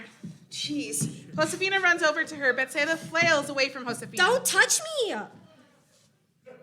What? Betsaida continues to heavily make her way to the bed. Josefina follows behind her, ready to catch her at any moment. Betsaida tries to make it onto the bed, but she's too weak to properly position herself. Josefina goes to her again, and Betsaida gives her the evil eye. Then she looks at the audience member, confused. Who are you? This is Richard. He was at my concert, and when you called, he offered to drive, or I forced him to. Betsaida goes back to trying to position herself on the bed. I'm pretty sure you're not supposed to be doing that by yourself, you dummy. Can you help me, please? Of course. Seriously? You okay? Thank you. So, you think my sister's funny? She's a riot.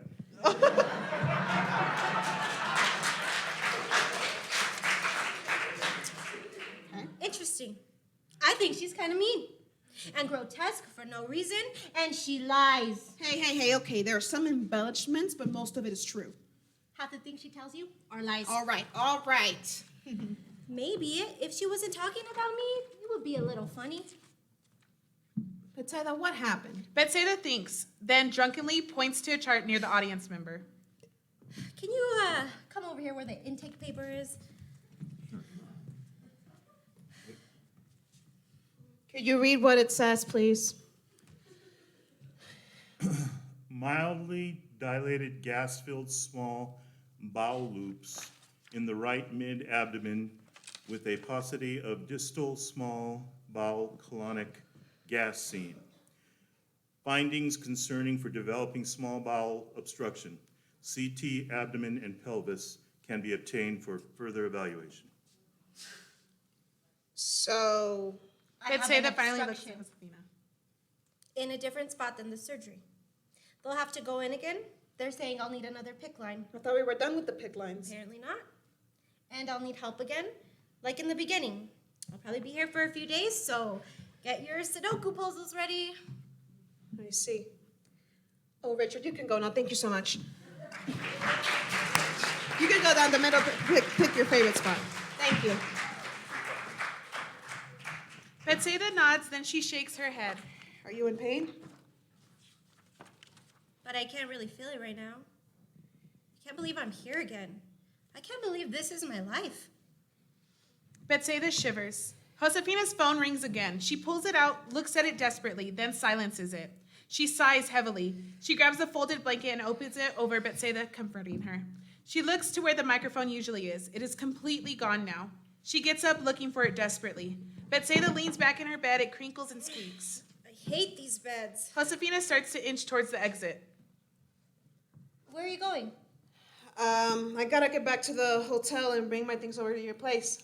I'll be back in the morning. Oh, okay.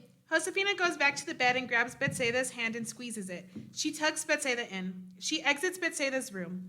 She looks towards where the microphone was, back to her sister laying in bed, and she looks at the audience. Scene 11. Betsaida is still in her hospital bed, but she is more up and alert.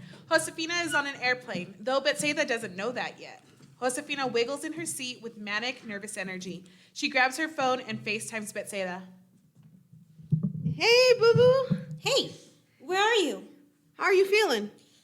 A lot better than yesterday. I didn't even puke today. Now I'm just so hungry again. Where are you? I thought you would be back by now. They won't discharge me without someone to drive me. Wait, they said you would be there through the weekend at least. They're not gonna actually discharge you. Yes, I can't stay here another day. They have to do a bunch of scans, but they won't be able to get me in right away, and tomorrow's the weekend, which means it will be 3 days of sitting around. So I thought we could go home today and just come back on Monday. I told them you were coming and to start the discharge paperwork because I was going to leave with you. You told them? Did the doctors approve of your discharge? What did they actually say? Joe, where are you? Well, I'm on a flight at the Philly airport, departing any minute. What? Flight? Departing? Where? How long? Chicago. I got this really unbelievable last-minute gig. I couldn't say no. It's just 3 days, and they're paying me $2,000 per show, and I'm doing 3 shows. Plus, these guys have all kinds of connections. They'll hook me up with the higher-ups. There's going to be some Netflix execs there. Wow. Yeah, it's really exciting, especially since I've been on hiatus, you know? I'm glad they haven't forgotten about me.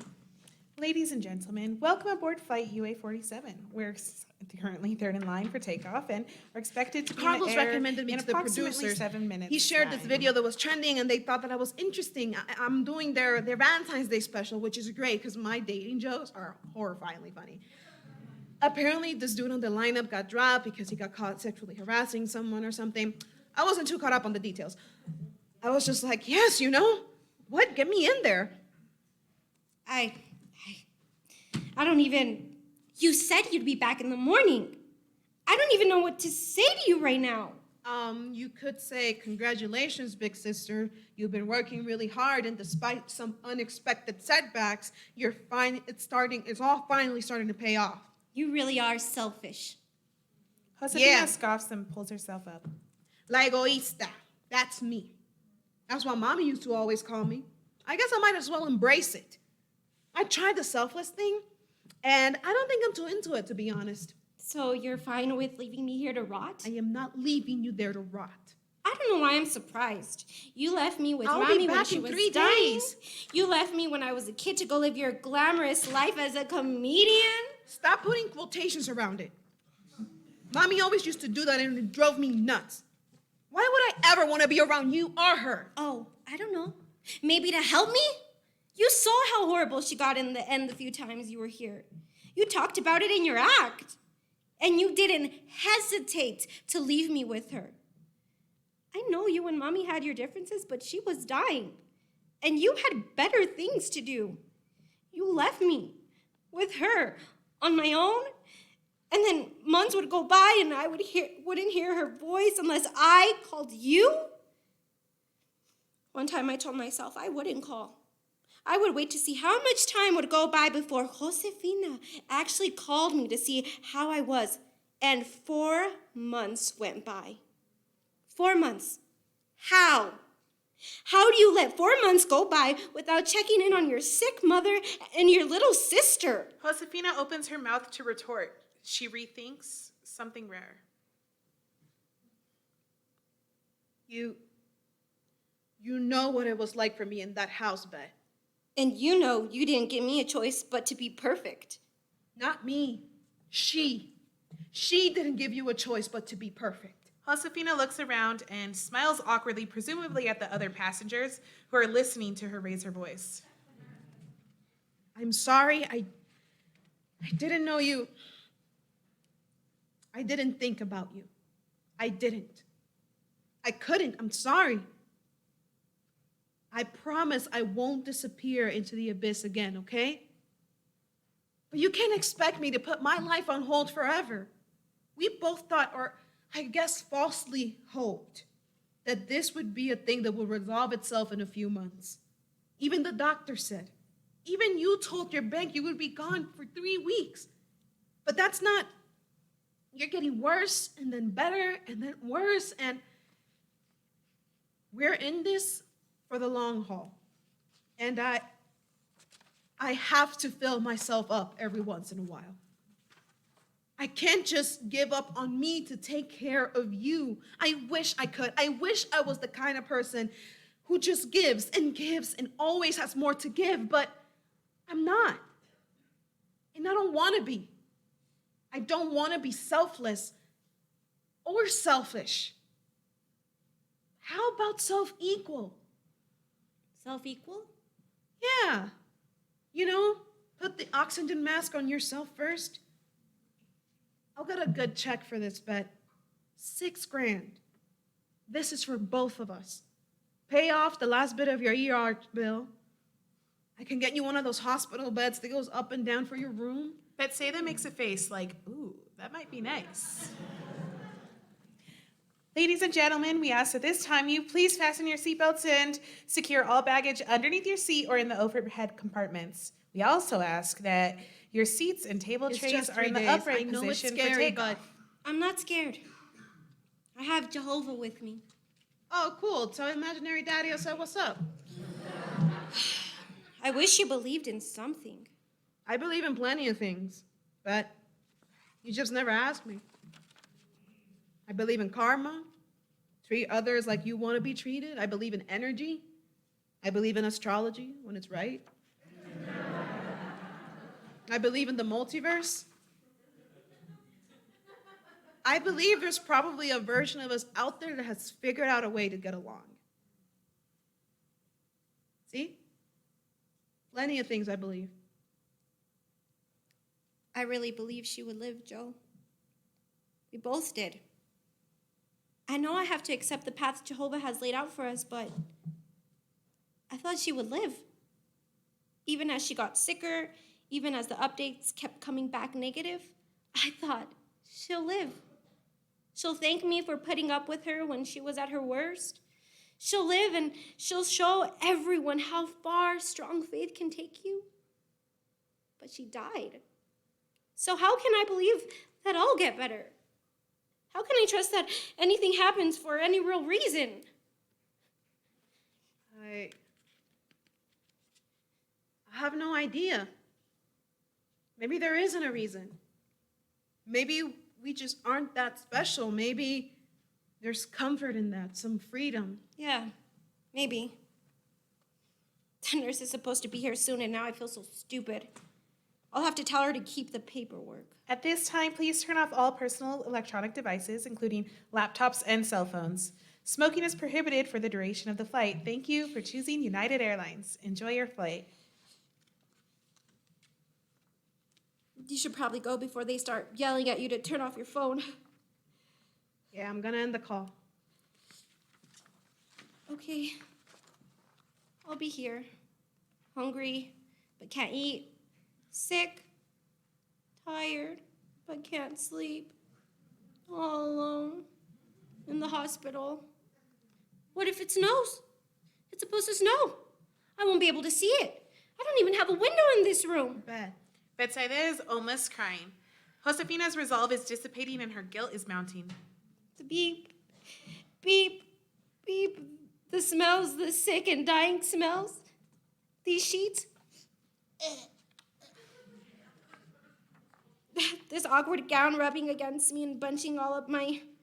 I'm hungry, Joe. Every time I'm here, I'm hungry. Okay, forget it. I'm getting off this plane right now. I'm gonna bust you out. What? Haven't you already started to move? So what? They can take me back to the gate. I have to get my little sister. Hey, excuse me? No. Hey, Miss flight attendant person. Stop. I need to get off this plane. It's my sister. Stop it. Stop? Yes. You're so embarrassing. You can't just get off the plane. That's such an inconvenience to everyone. Oh, it's an inconvenience? I didn't think of that. I'm so sorry. Misunderstanding. I'm fine. I'll turn it off now. Thanks. I know you can make it one weekend without me. I signed up for the My Chart thing, so I'll get all the notifications and I can speak to all your doctors directly if needed. And you can call me anytime. It isn't between the hours of 9 and 11 p.m. Chicago time. Betsaida still stares off, anxious and unsure. Josefina lights up with an idea. Oh, you said you were hungry? Here. Hey, here. She digs into her bag, pulls out 2 pastelitos. From our favorite spot, I got you carne de res. Betsaida shakes her head. She sinks further into her bed. So heavy, so tired. What are you talking about? How can you tease me like that? I'm not teasing. Just close your eyes, okay? Betsaida shakes her head again. Hey, I love you. Trust me, I'll paint you a story. Close your eyes. After a moment, Betsaida does. Take a deep breath and blow it all out. I am there with you, and I just showed up with a treat that you can eat. Hey, sis, look what I got you. Still hot. She pretends to pass Betsaida the pastelito. On Betsaida's side of the world, eyes still closed, she grabs the invisible pastelito, then she opens her eyes and pretends to eat. It's still hot. You taste that? So salty and chewy and crunchy. They eat together. Oh, wow. It's like I'm there under the multicolored awning at Doña Rosalia's. We are there. Look at her weird husband winking at us. They both look towards him. Don't say that. He was sweet. He couldn't speak. What? Yeah, he had throat cancer. That's why he always smiles and winks. That's how he says hi to everyone. Mommy told me once. Her and La Doña were always gossiping together. What? Wow, I had no idea. Imagine having a husband who couldn't speak. Huh. Good material there. Do you taste the banana peppers? I love those little peppers. Only Doña Rosalia does that with her pastelito. Oops, I dropped one. She leans forward to pick up the pepper. She pops the invisible pepper in her mouth. Oh, so good. Thanks, sis. Always. Now that you've eaten, you think you'll be able to rest? Oh, okay. Yeah. She leans back in her slightly upright bed. Her breath deepens. She is instantly asleep. Josefina watches her with love. Betsaida breathes. Josefina watches her with pain. Betsaida breathes. Josefina watches her. Sleep well. She ends the call. She looks out at the audience. She sees the microphone. She stands and starts to walk to it. Before she gets there, blackout. End of play.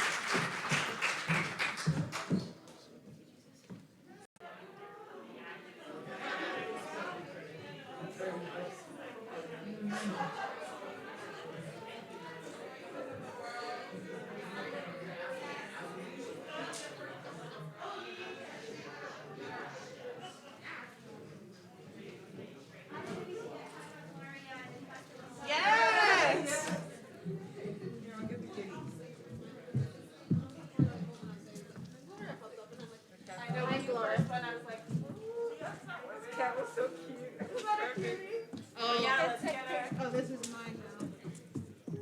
I own him. This is wearing orange. Either way, I thought, yeah, I've been saying it. No, you're saying it right. I just say it wrong. I'm just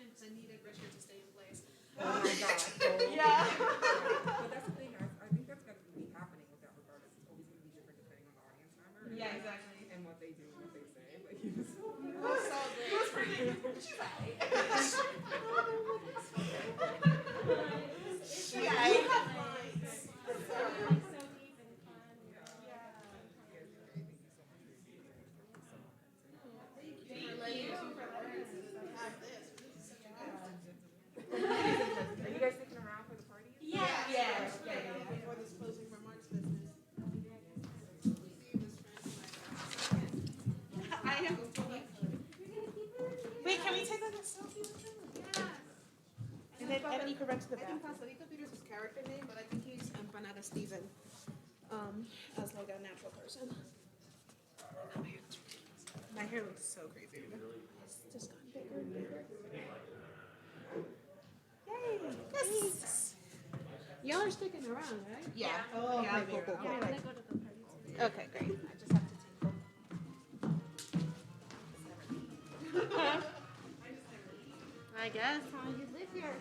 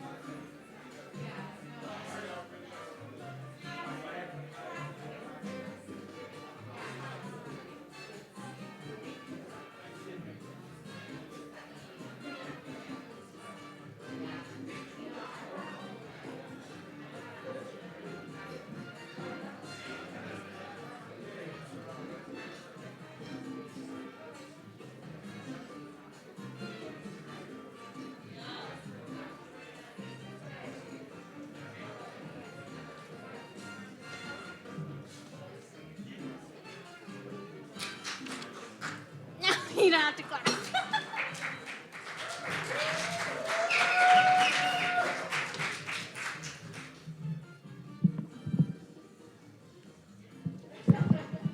Hi, everyone. Did you all have a nice 5-minute break? You made it. You did it. You've almost made it. You have to listen to a couple more people talk, and then we get to go to a fun party at the Museo de las Américas. Okay, so I want to start off. Is everyone settled? Ready? Okay, great. I want to start off by saying thank you to Amelia. She's actually not even here right now because she's already setting up at the Museo with her entire family. They have been so kind in Denver, and if you look at the program, the special thanks, that's all her family. They have been on the ground helping with whatever they can. They are bartending, they are taking over tables to the Museo, so if you see them, please tell them thank you. They have been nothing but kind and just helping us and volunteering, and it's been a true showcase of what a common space movement is. Yeah, give it up for them. Thank you to the programming and the selection committee. Yeah, give it up for them. I joined the LTC almost a year ago this month. However, they have been working on this for many years, and they've stuck through it, through a pandemic, and to make it to this weekend. So I'm really appreciative of all of you and so thankful for showing up to the meetings, whether they were during your workday or late at night. And it wouldn't have happened without each and every one of you. And even I emailed selection committee members last week saying, hey, if someone comes down with COVID, can I put you on stage? And a lot of them eagerly said, yes, whatever you need. And so I am eternally grateful for you all. No one had to go on stage, surprisingly, except for Richard and Danielle. So props to them also.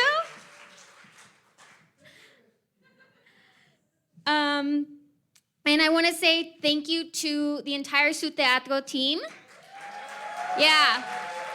They have been helping us out here. And at nighttime, they have their own show, Chicanos Sing the Blues, and they also have to run their own theater company. Arnold, who's up there, has been doing our tech all week. Thank you, Arnold. And he was joined by William today, so thank you, William, as well. And yeah, everyone you see who's been helping out set up food, cleaning the theater is part of the team here. And so please tell them thank you when you see them, hopefully later tonight. I want to say one more thank you to Tony and Mika, who have been so lovely. They can do it all.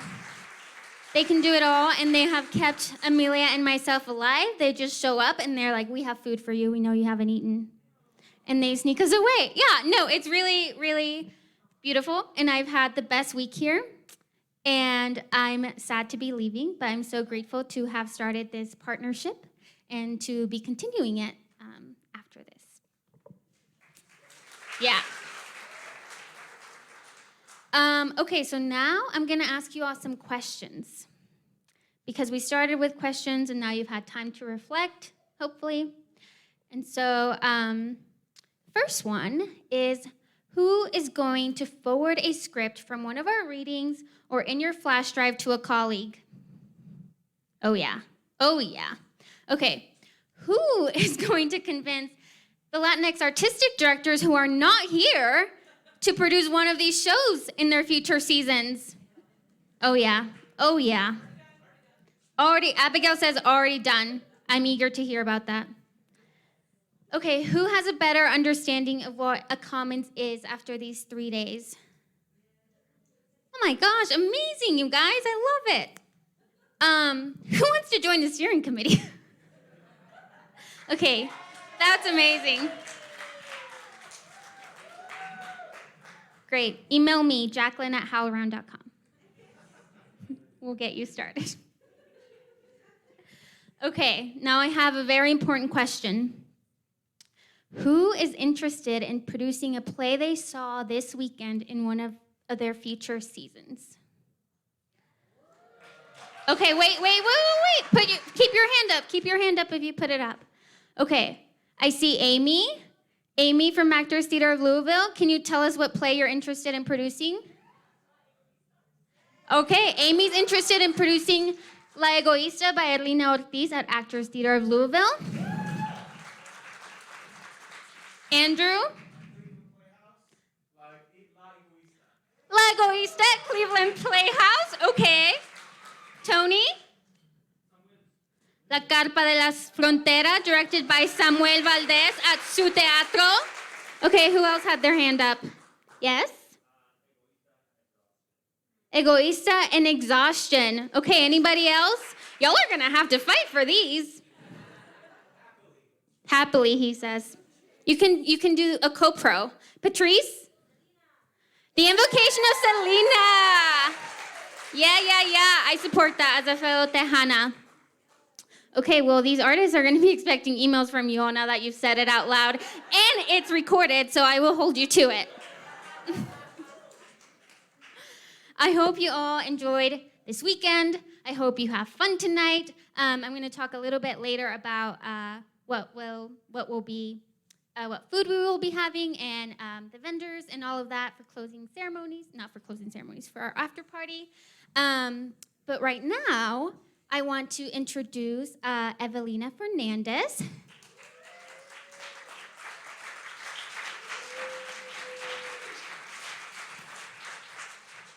Who has a sorpresita for us. I know, get excited. Hello. I'm so happy to be up here. Thank you so much, Jacqueline, for, I guess I'm a little bit taller.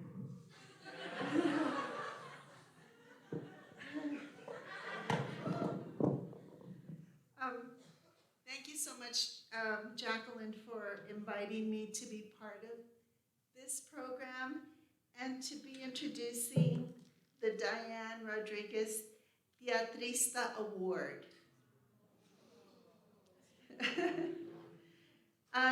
Diane and Jose Luis and I go way, way back. And so I hope I don't cry. And Jose Luis will probably cry. He cries all the time. But for those of you who did not know Diane, the Diane Rodriguez Teatrista Award, the Diane, is the Latinx Theater Commons first award dedicated to an individual working in the theater field who's committed to increasing Latinx representation across all disciplines. With this award, the LTC aims to continue the legacy of Diane Rodriguez, 1951 to 2020. An award, oh shit.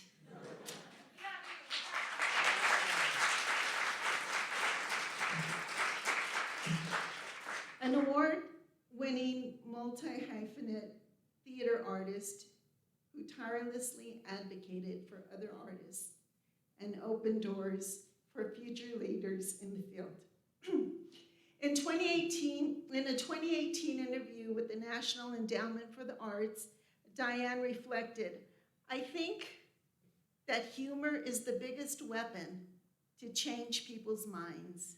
Therefore, announcing this award at the 2022 LTC Comedy Carnaval honors Diane's own work in comedy through Latins Anonymous, Culture Clash, and her own plays." The inaugural award recipient was selected by a group of 7 nominators, including Amelia Acosta Powell, Jacqueline Flores, Ann Garcia Romero, Lisa Portes, Jose Luis Valenzuela, Abigail Vega, and Karen Zacarias. In subsequent years, the LTC will seek applicants who are nominated by peers and colleagues throughout the field, and award recipients will be selected by an appointed committee. I talked to JD, Diane's husband, about this award, and he also said he would like to be involved later on. With this approach, we aim to amplify Diane's spirit of generosity and her commitment to empowering fellow artists throughout her remarkable career. Diane Rodriguez served on the LTC's advisory committee for 6 years. The Diane Rodriguez Teatrista Award recipient will receive $5,000 unrestricted grant.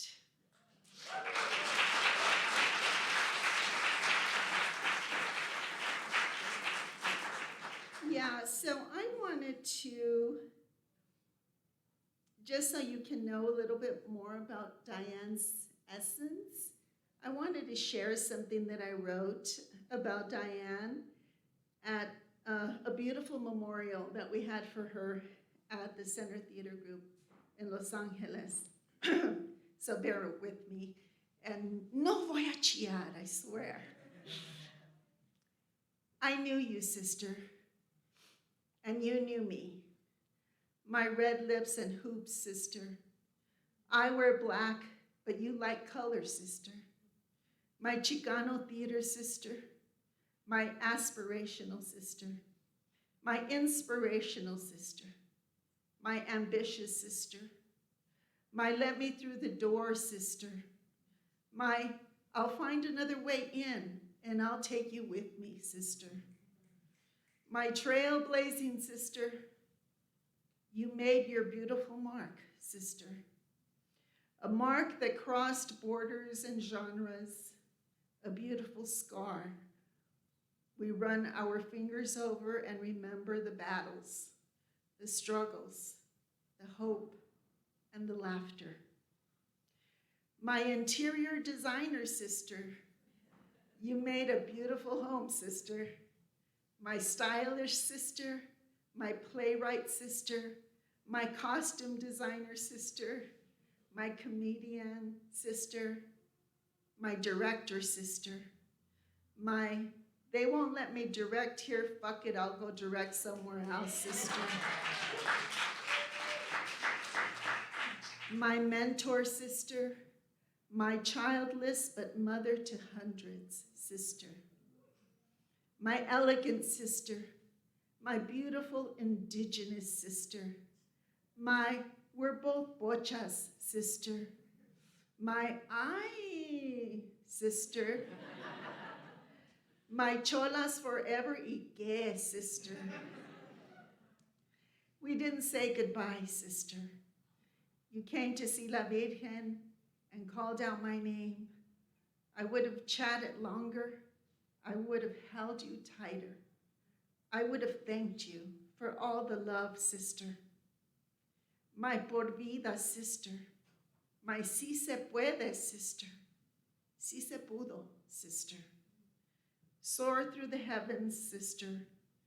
I'll catch you on the other side.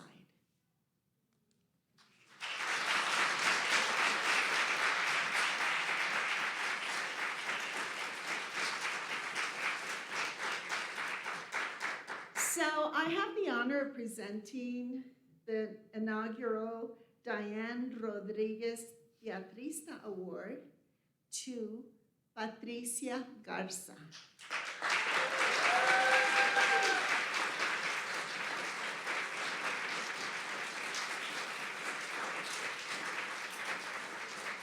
I feel like I'm at the Oscars. Patricia's not here to accept the award. But we have a video that's going to play now. Or should I read her bio first? Okay. So here's a little bit about Patricia, who's amazing. She's amazing. One of Diane's mentees for many, many years. Patricia is the producer and director of Los Angeles programs at Los Angeles Performance Practice, LAPP, supporting the production and presentation of contemporary performance. Before joining LAPP, they served as the director of programs and engagement at the Network of Ensemble Theaters, NET, overseeing programmatic activities and marketing communications have now shifted into the role of NET-TEN program director, continuing to manage NET's Cornerstone Grant Program. a former member of the artistic staff at Center Theater Group for over a decade. Patricia filled roles spanning artistic education and community partnership and management. Patricia had the honor of working alongside CTG Associate Artistic Director Diane Rodriguez for 6 years.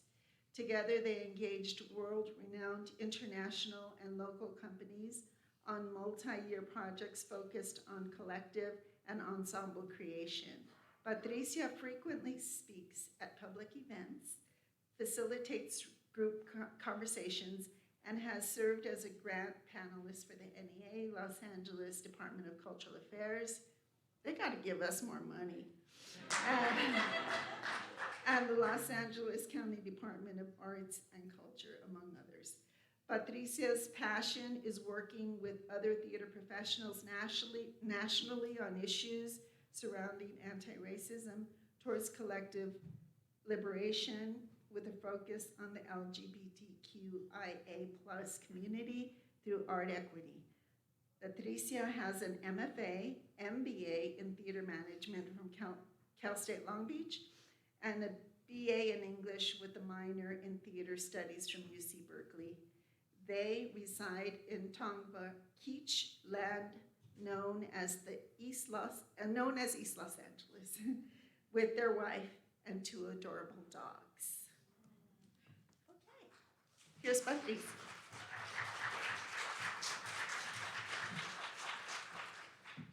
Thank you all so much.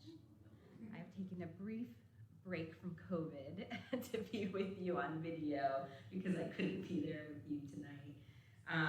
I just want to thank the committee for this amazing award, the Diane, so fabulous, and being the first recipient is just so special to me.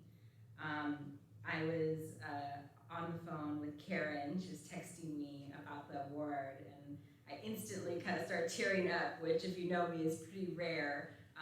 Some of it might be the Dayquil that I've been chugging for the last couple of days, but mostly, what a deep honor to have any association, any alignment with our Diane. I worked alongside Diane for 6 years. We shared an office among many other years doing projects together, and her laughter, her creativity, her advocacy for our community just radiated the hallways, radiated our room. I always could look forward to her smiles, and she would always say, make sure you're having fun. Make sure this is still fun. So I'll offer that to you all today. She also would always say, we have to make opportunities for one another. So if the front door isn't open, we're gonna knock on every side door, we're gonna prop open windows for one another, and we're gonna bring each other along. So I always have taken that to heart, and I've really tried to manifest that in my own leadership. Recently I was having dinner with Diane's husband, JD, and he asked me a really provocative question, kind of really sincerely, and said, what lessons has Diane left you with? And I sat there for a while, and I kind of shared the story. At the end of the day, it really boiled down to believing in yourself and having that confidence that we belong here. We have so much to contribute into this field. And she really saw that in me, and she took a big chance. She saw a really, bumbling young professional and invited me into her fold and mentored me along the way. And I am the producer, the arts administrator, the creative I am because of her. So believe in yourself. Everybody deserves to have fun and to do this job with joy, and that's what Diane is leaving you with. So I pledge to you all to do the best for our community.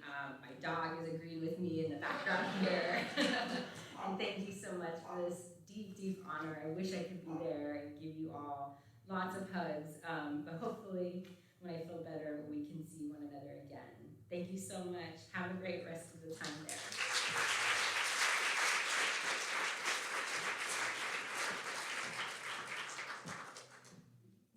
Diane touched so many people.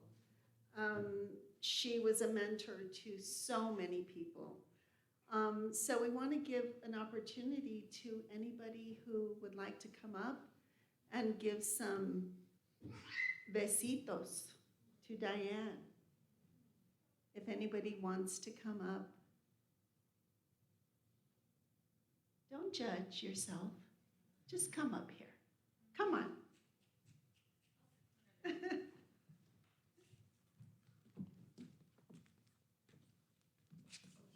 I'll warm y'all up.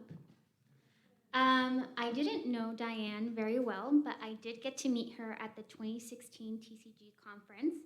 I was a eager theater college student, and I had just read her play Sweetheart Deal, and I found her on the TCG app that tells you who's coming, and I messaged her, and I was like, hi, I'm doing a research paper on Latinx theater, and I just read your play.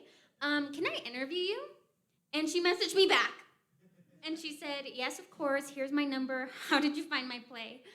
And so I arrived at TCG and got to interview her for my research paper, and she knew I was there alone, and so she took me to take notes at a board meeting for TCG, and then one day she took me to breakfast with the Latinx Theater Commons before they accepted an award at the TCG conference. And so if it wasn't for her, I wouldn't have felt welcomed at that conference, and I would have never found out about the LTC.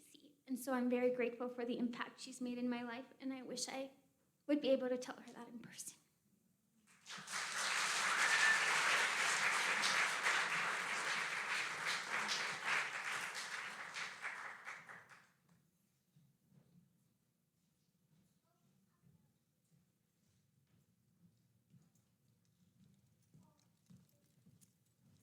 My experience with Diane goes back to 1975, and I was lucky.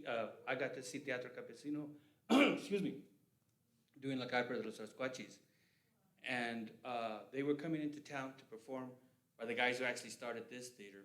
But we were fortunate. I don't know if this is fortunate. They needed a place to stay, and we opened up. We were all a bunch of guys, a bunch of students living in a house together, and we agreed to give them our bedrooms and sleep on the floors. So Teatro Campesino spent 2 weeks with us. And in that time, we were fortunate to be mentored by JD as well, but Diane in particular. And we went through the projects and performed out in the street along with Teatro Campesino. And our roots went all the way back to there, very much like Jose Luis and Erlina. We were fortunate to be able to catch up periodically in that arc we all share as a generation. So I see Diane as not only an inspiration to the work that we did, but the inspiration of a generation. That's my kiss.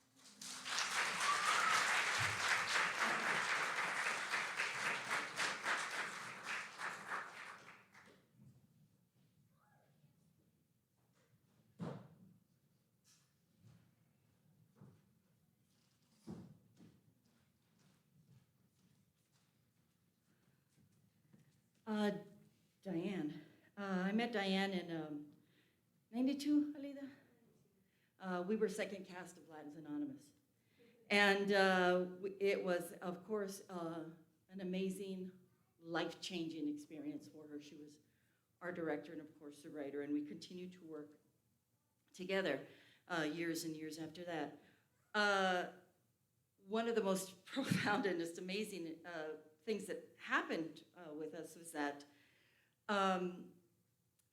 she was telling me about her friend, Andres Gutierrez, who was a member, of course, original member of Teatro Campesino, and she was talking about how she's got to go visit his mom, Tilly, and his sister, Helen. And I said, Tilly and Helen? I'm like, on Oklahoma Street? And she goes, yes. And I said, I live on Oklahoma Street. That's my house. So Andres was my sister's best friend in high school and was Diane's dearest friend, of course, during the Campesino days. And we just immediately found that connection. And together, through that connection and speaking to Andres and speaking to family, and we just kind of became family. And I just love the fact that we were connected professionally and connected through history and memories,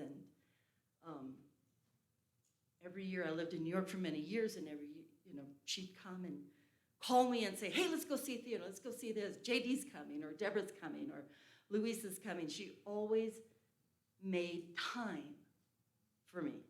And I'm grateful to her, and forever and ever. Miss you, love you, Diane.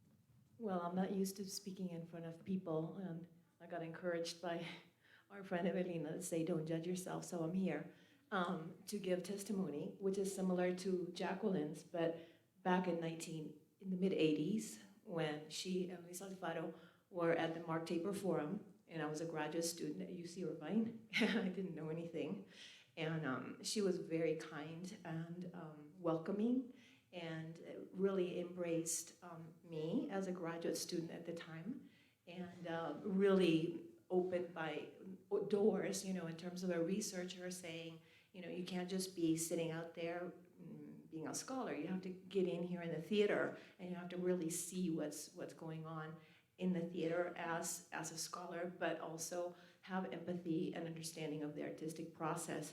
So before I start crying too, I'm very grateful to Diane.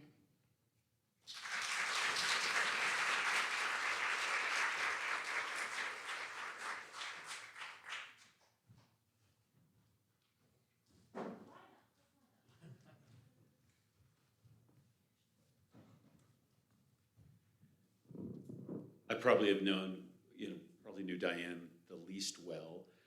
I met Diane in Boston at the first Latinx Theater Commons convening in 2013. She was just bigger than life all the time. This amazing smile, this amazing laugh, always dressed to the nines and gorgeous and stunning, and those beautiful hoops and that stunning red lipstick.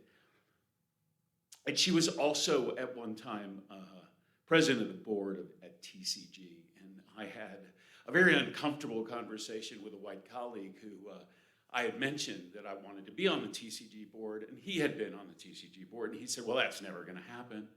You have too small a theater, nobody knows who you are, they're not gonna choose you. And I was like, well, fuck you. And so I was like, well, how do I go about this? And I thought, well, if I have a recommendation from a former president of TCG, and they still say no, then that's not an organization I would really care about. And so I called Diane, and she, of course, wrote a glowing recommendation, and I serve on that board today because of her and her desire to pass on and lift us up and elevate us. So continue to do that, and I love you.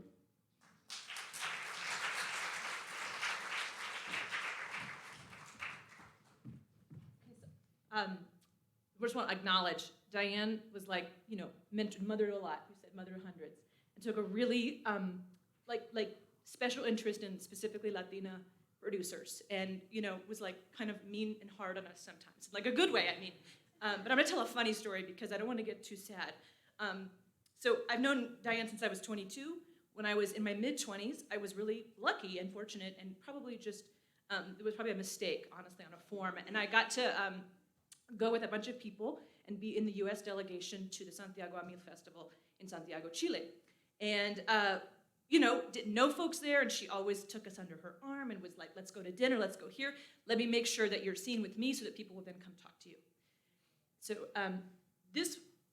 she was on this panel, and it was with all these US artistic directors and associate artistic directors, and there was this one white managing director who still has his job, and he was just, turn off the live stream today. So he was just saying all this crazy shit, like totally crazy racist things, and Diane was just sitting there and just yes, and yes, oh, mm-hmm. And she would, take him in, and she would turn his words to, did you really mean to say blah, blah, blah, blah, blah? Oh, yeah. And so then later in the trip, we, as a group, as the US delegation, we went to Pablo Neruda's house, and they we went on a tour bus, and we it was so beautiful, and they took us to this restaurant, and we had this meal, and this artistic director says to somebody in the group, can you translate for them, this food here is too greasy. I want some French fries.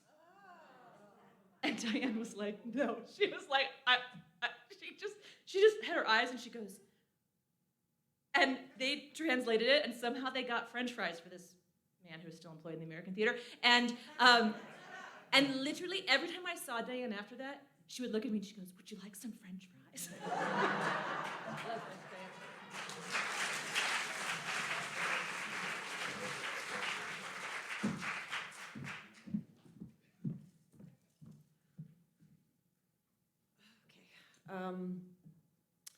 I was very young when I met Diane for the first time.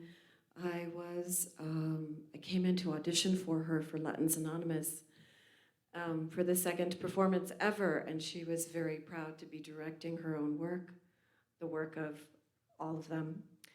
And I came into audition, and I was supposed to do a French accent, and instead I couldn't remember what a French accent sounded like, and I was doing it in my head, and I was doing it in my head, and I was doing it in my head, and instead I came out with like some crazy combination of like some Russian Orthodox, Jewish, Irish person. And instead of being really bothered, I think it was my audaciousness that brought me back into the room with her, because she was such a powerhouse that when she saw someone else with a strong will, she was willing to pick that person up. And after that performance one night, we were all drinking, shocking, and I said, Diane, if I come to LA, will you help me? And she said, yeah, Mija, I sure will. And she gave me these big, beautiful, huge silver earrings as a parting gift. 2 years later, I called her up and I said, Diane, I'm coming, I'm moving to LA. And she said, great, I'll be here. And she got me an internship at the Mark Taper Forum at the Latino Theater Initiative, because change is really slow, right? Because then a lot of change was happening, and then the pushback came, and now things are beginning to change again, I hope. And that was Diane. She was good to her word. If she told you she was gonna do something, she did it. And even years and years later, I hadn't thought about it. I went on with my crazy life, and I'd bump into her once in a while, and we'd say hello. But years and years later, I sent her a message, and I thought, Diane's too busy. She's just too busy. She's not gonna get back to me. 4 hours later, I got a message back from her. Because again, that's who Diane was. She was good to her word. She was a good soul. Gracias. Bye.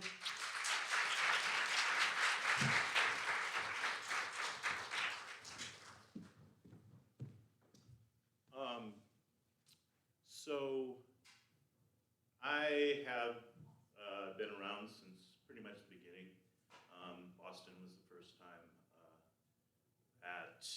I got to meet so many of the people that are in the room and or who aren't here today, who I've come to respect and love.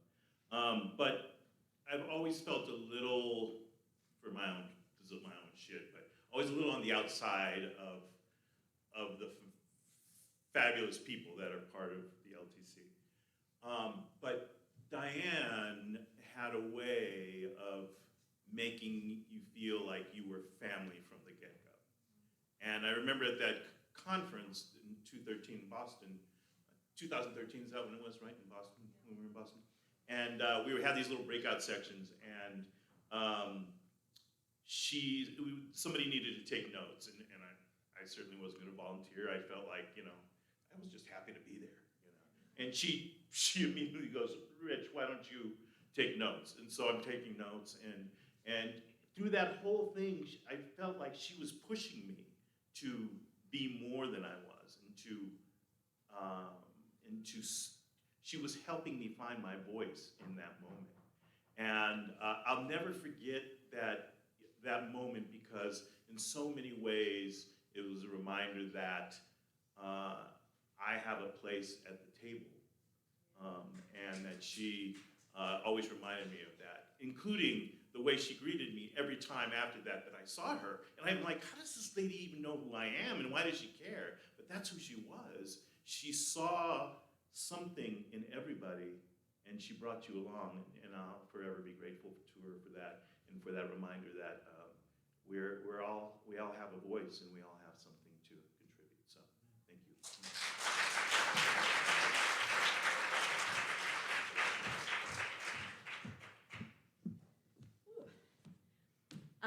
Hi, yeah, so on that same note, I didn't know Diane very, very well. I met her once, actually, only once. But she made a huge impact on me, so I wanted to share that little anecdote.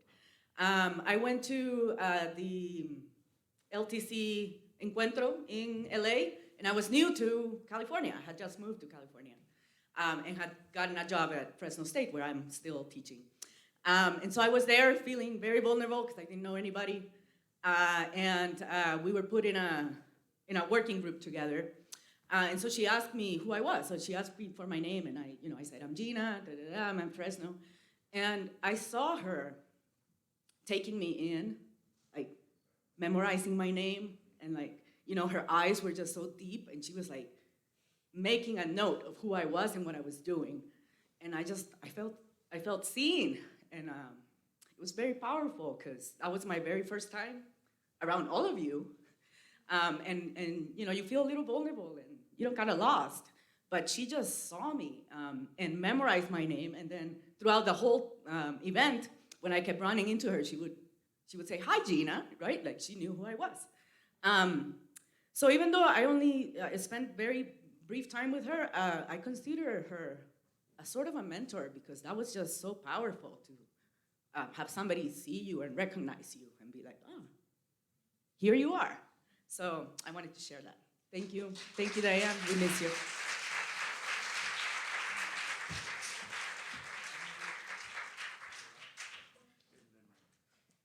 Oh, you want to talk before me? I'm always have to follow her. Well, I knew Diane, and I do cry. A very, very long time. I went to her wedding. She was with El Teatro de la Esperanza before she was with El Teatro Campesino. And this is a very long time ago. I don't even remember. I actually was on diapers with my parents, took me to their wedding. No, I'm just kidding. No, and we had an amazing relationship. She was amazing. She was powerful. We had the Latino Theater Company beginning. That's where Latins Anonymous beginning. We moved to almost at the same time to Los Angeles. She was coming from El Teatro Campesino, and we were coming from El Teatro de la Esperanza. So when my wife wrote a beautiful poem for her, for the memorial, they asked me to sing for her, which was a very strange ask, but with the song that they wanted me to sing. So I'll sing a little bit of it for you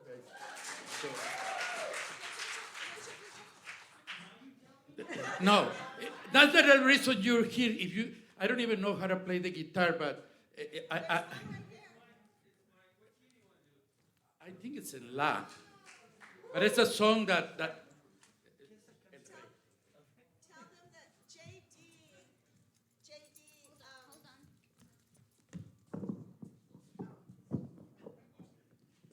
JD asked us. I was gonna say that JD he requested that Jose Luis sing this song, which is kind of weird because we're like, okay, that's a weird song but if you think about it, it really is Diane's essence.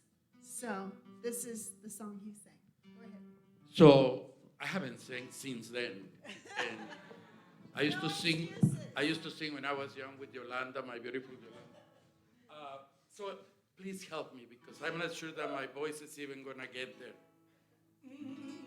Yo sé bien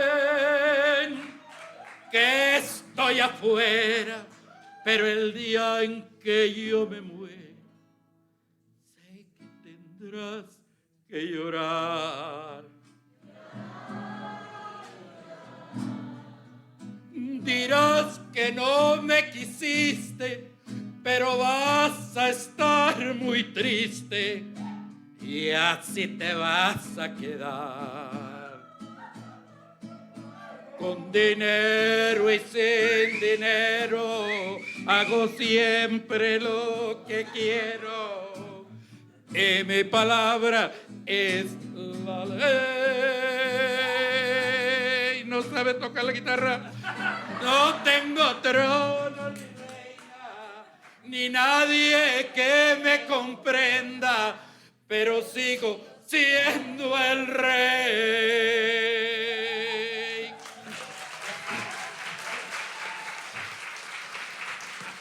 I thought, you know, and it's so great. I mean, she was such a leader in the community, a leader in the field, a leader in you know, yes, for women, for Chicanos, for, you know, what was so great about the Chicano movement?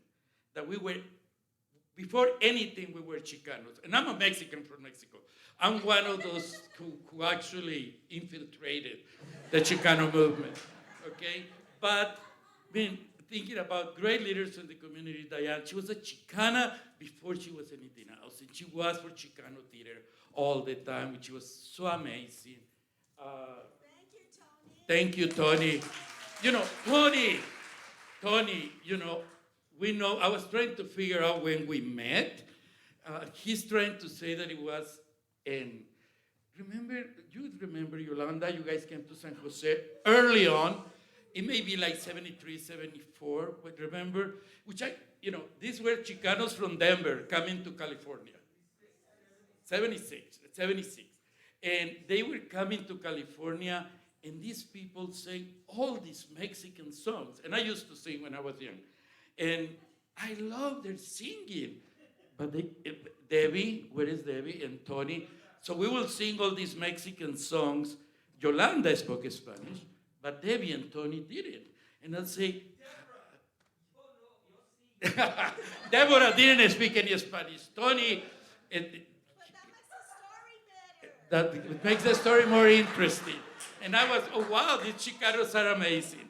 Anyway, but you know, so I met Tony, then, and we've been friends since then. We came to, and I was asking him when we came here for the Chicano at 76 and a festival. We were staying at his house, and you know, he created this amazing center. It's not easy. Don't cry. If you understand what it means, where we come from, for him to say last night, we are going to own this building. That's awesome, you guys. That's what we do for the community, for the artists, for the playwright, and it really has, meaning all the work that Tony has done for the last 50 years. It's their 50th anniversary. Most of you were not born yet. Just think about that. You know, so the leadership that Tony Garcia, and you know, and he is a Chicano from Denver. I'm a Mexican from Mexico. So, in the friendship that we had created, we compete about who is our best friend, okay? Because I thought I was somebody's best friend, but then he told me he was his best friend, and I go, hey, what's going on? But this, so, but you know, it's as you know, and you maybe not know this, but to be part of the Chicano movement and be part of the Chicano leadership, if you're not a Chicano, it's tough. And you have to become a Chicano. Because Chicano is not anymore your Mexican American, it's a state of mind. It's how we see the world and how we change the world. And that's what's driven Tony for 50 years. And so we thank you so much for allowing us to be at your house and being as warm and as strong and as wonderful you are. And, you know, and to continue trying to say, this is what, I had this discussion, people, I teach Chicano history at the university, and people are trying to tell me, you know, the Chicanos, and last night what we saw, those are Chicanos. What we saw last night, those are real Chicanos. They, you know, that's why they can sing the blues. I can't sing the blues because I'm a Mexican. They can sing the blues. So all this, I want to thank you, and you know, part of this has been us from the committee to come over here to give you an award.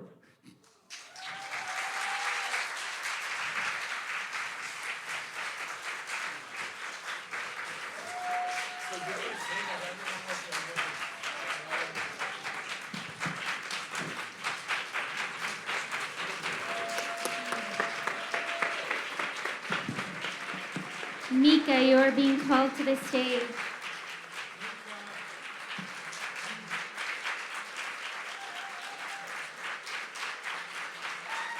The Latinx Theater Commons would like to present an award to Su Teatro for 50 years of service to the Chicano community.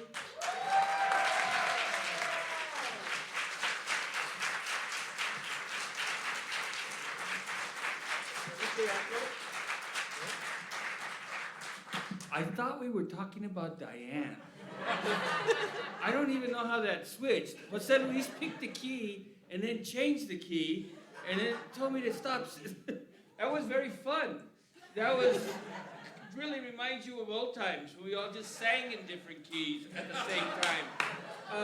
But I'd like to, you all know Mika, and who is really the one who is running the teatro. And here, babe, why don't you come and say something? Just say a little thank you. We also want to recognize, we have Yolanda Ortega here, the La Reina, and Jesse Ogas here from our company members here. So, this is the next 50 years of Su Teatro.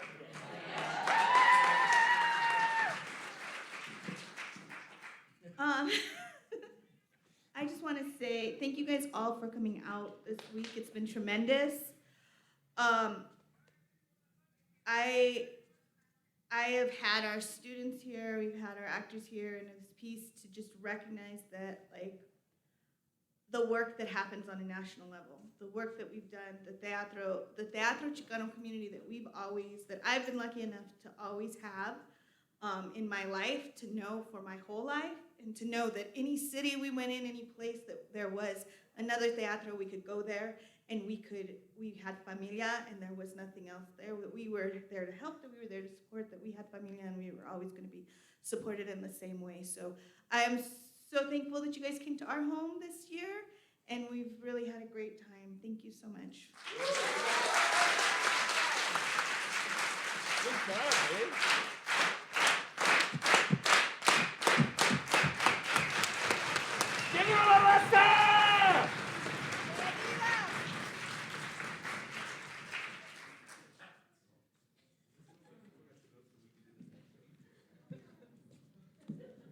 Wow.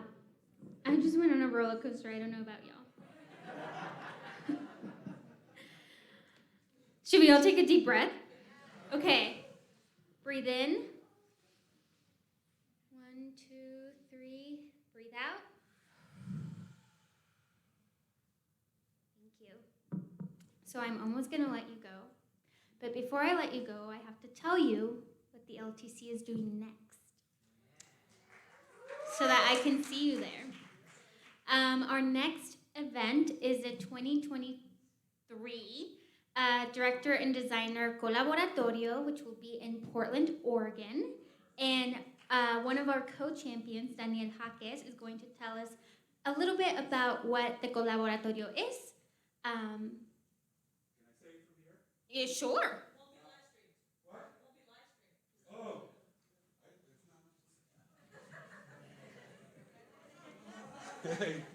Okay, thank you for sticking out. So next year we'll be doing this colaboratorio that's labeled right now Director Designer Colaboratorio, and I'm going to try to propose a change for it to be Designer Director. I'm a director, but if the purpose is to explore new ways of seeing the collaboration process, to deconstruct the way it's been done all the time, at least to explore it, to see how we do this.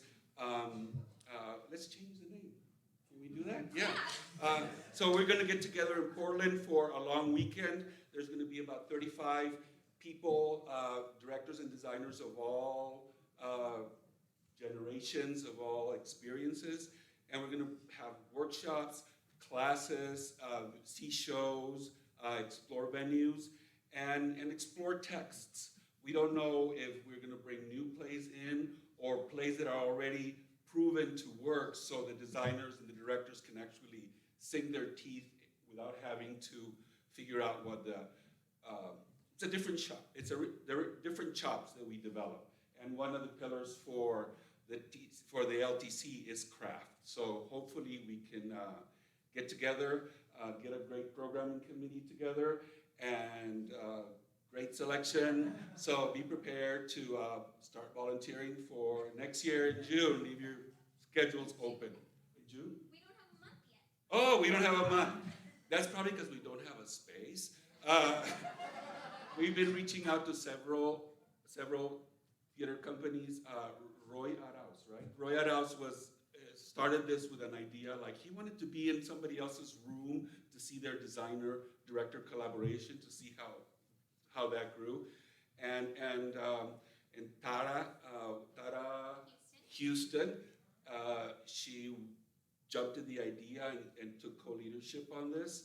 And it's been great. I was the last co-champion to join in, so I'm very excited, and I'm trying to follow their lead. But once you get these creative people in the room, there's so many ways these collaborations could go, and try to find out what we actually want to do, what the system has told us to do, and who is the lead artist, for example, who can bring a piece to the table. So there's a lot of things that we're going to explore. The interesting thing is that we're going to have several groups working on different projects, and then we'll collaborate and learn from them. We have several meetings more to go. So. Yeah, we're still building committees, so once again, my email is jacqueline@howlround.com. Okay, so now we're gonna head to the Museo de las Americas for a fiesta, and we have some amazing vendors. We have Las Cazuelas and El Cubanazo food trucks.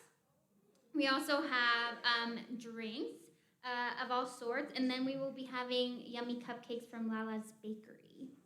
So y'all can head over there in a few minutes. It's being set up as we speak. There's going to be a DJ. We're there until 9:30, so have fun. And then at 9:30, take the fun elsewhere. But thank y'all so much for coming out this weekend. It's been a blast. I hope you've enjoyed yourself. I hope you've had fun. I hope you've learned. And I hope you've met some new people. And if you haven't yet, please introduce yourself to someone new. And we'll see you next year in Portland.